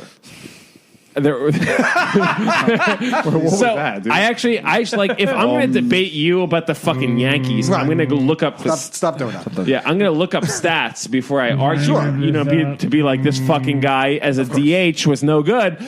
And like, people go into arguments with nothing. They're just like, this Santiago went in there and he had a with pre-notion thought. Yeah. And that's where the argument got to a head, where I had to call him out. It's like, have you ever listened to what this guy actually had to say? He's like, no. I'm like, well, then why am I talking? I gotta to give this a listen. So he read like New York Times articles about this guy. So it's like, you're too far removed from the guy, you know what I mean? Like, if I don't like you, I'm going to read what you have to say, and then I'm going to make I'm not going to read fucking the Daily Star about what they. You know, it's like I'm going to read your fucking manifesto. Yeah. But So- people are ridiculous. What episode is this? This is the Jordan Peterson 12 Rules for Life episode. Do you know the number of the episode? I don't remember. I only have just like look up- 35. Whatever. episodes, so I like that one. yeah, and Go on, what are you gonna say? so basically just from doing this is that there are some people who have like strong opinions about certain things like that, but it's like, dude, this guy's just. I mean, he's giving advice, but it's like, dude, the where it's like, oh no, this person's creating like the alt-right movement. It's like I don't think so. I think he's just trying to help some people I got out. you. But Now name a comic that you have disdain for, apparently. fuck, he said whoever said Claire Parker, that was fucking good. Dude. That was one. Oh man, I actually kind of want to stand up for Claire now. do it, dude. Like, I think she's fine just- person. No, fine person. I think she okay comic. Person wise, she's like the cheerleader that like fucking. Yeah, you know she's what's, an okay you know what's funny comic? about this? Like, there's seen her. comedians here that I feel like don't want to get into that shit. I'm like, I don't want to get into it, and they're like, yo, fuck this bitch. I'm like, okay, she must be bad. I really don't have. I mean, I could sound really passive on this, but I mean, she's someone I guess I don't like, but I don't really have like this As a comedian. Fuck them, like All right. yeah. Other than like the main, like if it's I someone feel like, the same way in a sense. Like, I mean, when it comes to certain comics, I don't know. I don't It's like in hard this to rip scene. up certain There people. are people where I'm like, yeah, I don't really care, but or their voice kind of annoys me, but I don't. Like, It's gotta take a while. We I don't don't want to like fucking put them out and be like, this person's a piece of shit. Well, that's healthy for you because you're not thinking about them that much. No, that's I good. think about That's- myself. That's why Yeah, yeah. why don't people think about themselves more? I don't know. Yeah. No, they do. So they don't. Like for me, like I don't hate any comics. I only like certain. Like there's like very few comics I like, and the rest I hope they fucking die in a battery holocaust. Zombie, speaking of death, my God, Zombie, you How awake? much did you drink? Not that much, but I'm fucking tired. All right. Well, What zombie? We got a problem with fucking 5-hour podcast where mostly I talk. I do actually. Dude, I feel like the plugs are gonna be longer than the podcast. All right, so let's. No, we're about to close up. All right, let me get to my plug. Hey, zombie, wake the fuck up, okay? Huh? What? What's happening? All right, What's here's going my on? plug. There's finally something I'm proud of, and I have a podcast called Brooklyn Sucks because it fucking sucks.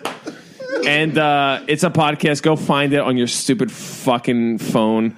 And I'm getting Your better at it. phone-type Actually, device. like I was like listen? really not good for a while, and then I started getting a little good. I'm still very little good, but I'm gonna get better. And my podcast is gonna be no one's gonna. Who the fuck cares? You'll do well. Yeah, It's I already think it's better fine. than this podcast. This What are you podcast, talking about? this Podcast podcast is the doesn't- greatest podcast that ever existed. it's the greatest hang of all This is time. what I want to do on my podcast. But I'm like, I don't know if people can do 3 hours of this. I don't know. Dude, this is 3 hours in the second leg. We're retardedly. Yeah, we just do not care. You know what happened? By the way, do you have people who do listen to like Yeah. know every? That's Occasionally. insane. There are people that listen to Super the fans. show. Yeah. There's- So we have a great. lot of. When We they're have a really, really close-knit- drunk or high, yes. But here's the fan base. funny thing about the internet. Like, it is annoying as fuck.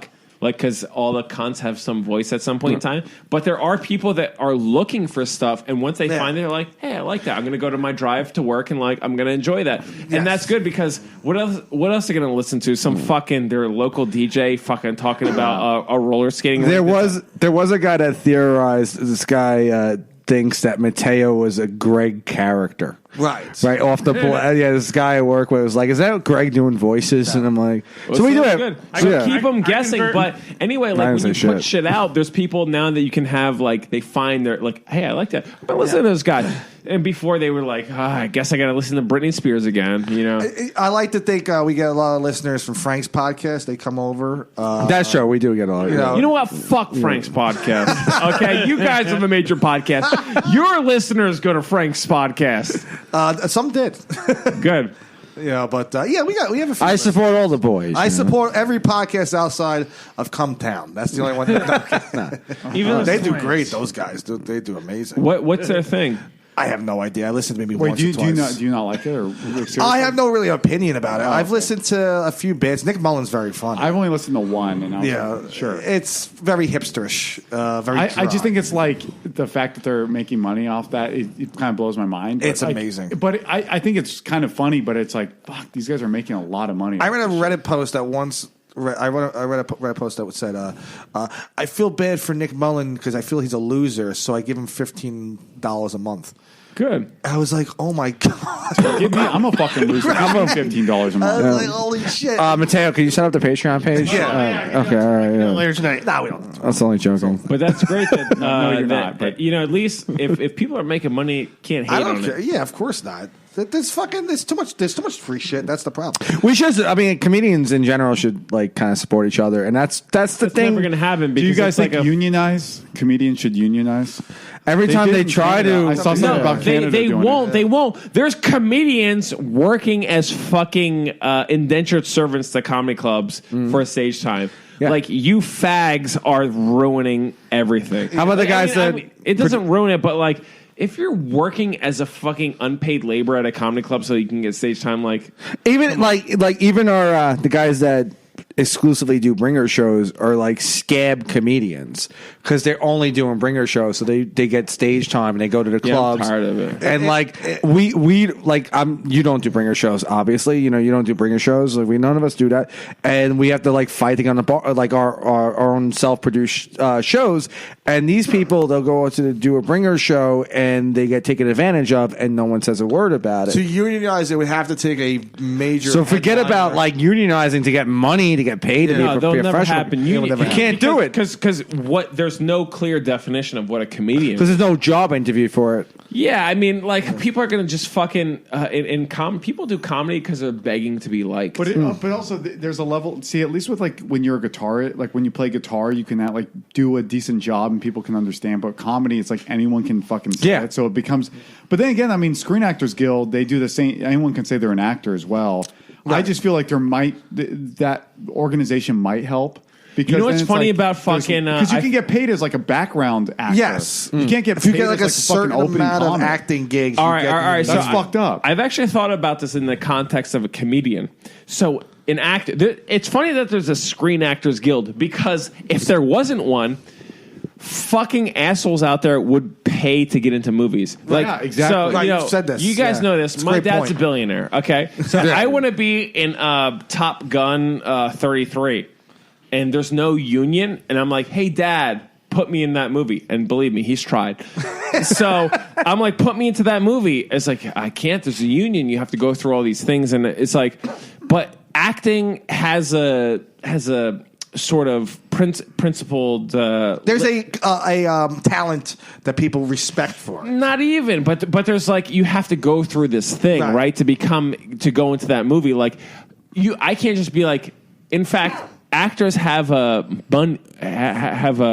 budget that they have to get paid. You have to get paid. Scale. Yeah. If you have this many lines, you get paid this amount of money. Right. But bro, if that wasn't in there, like if there was no union, people would say, "I will give you $100,000 for your movie if I can say one line in it." It's like we were talking earlier with a comedian. Like if you're hanging out at a bar and you're surrounded by 7 people, you're holding court at the bar.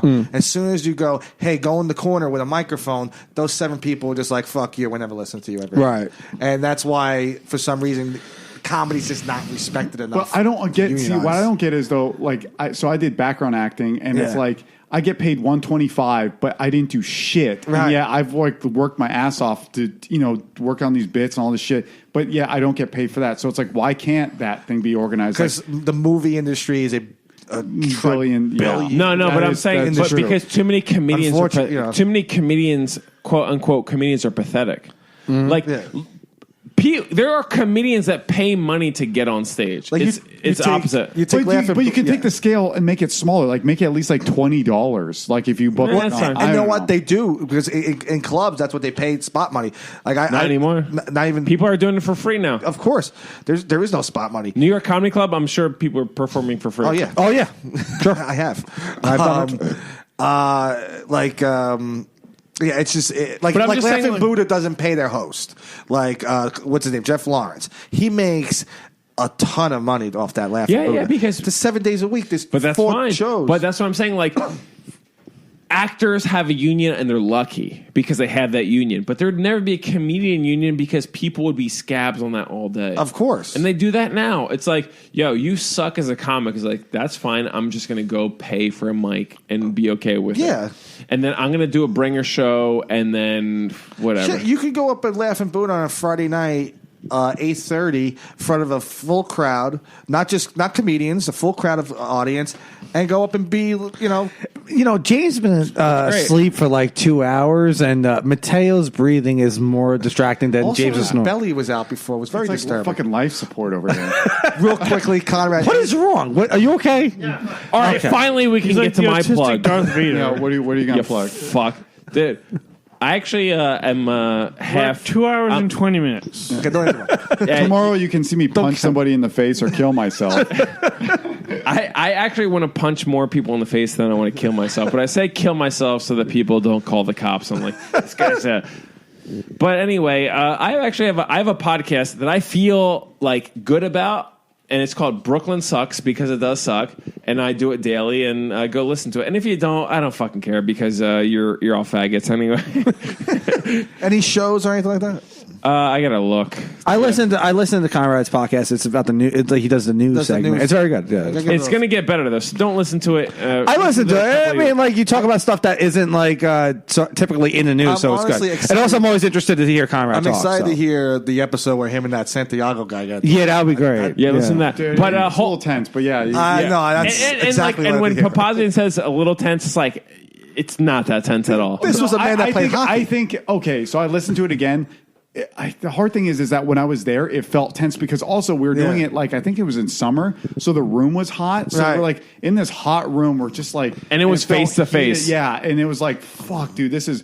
But recording wise, I don't think you get all of that. I'll give it a listen. I'll let you know. I'm a good judge. But anyway, listen to Brooklyn Sucks in like a couple weeks, and I'm getting better at it. You know what I mean? Yeah. Like just yesterday, I was very proud of my episode, but it needs to get better. But it's going to be good, and then it will be the greatest podcast of all time. It will dominate.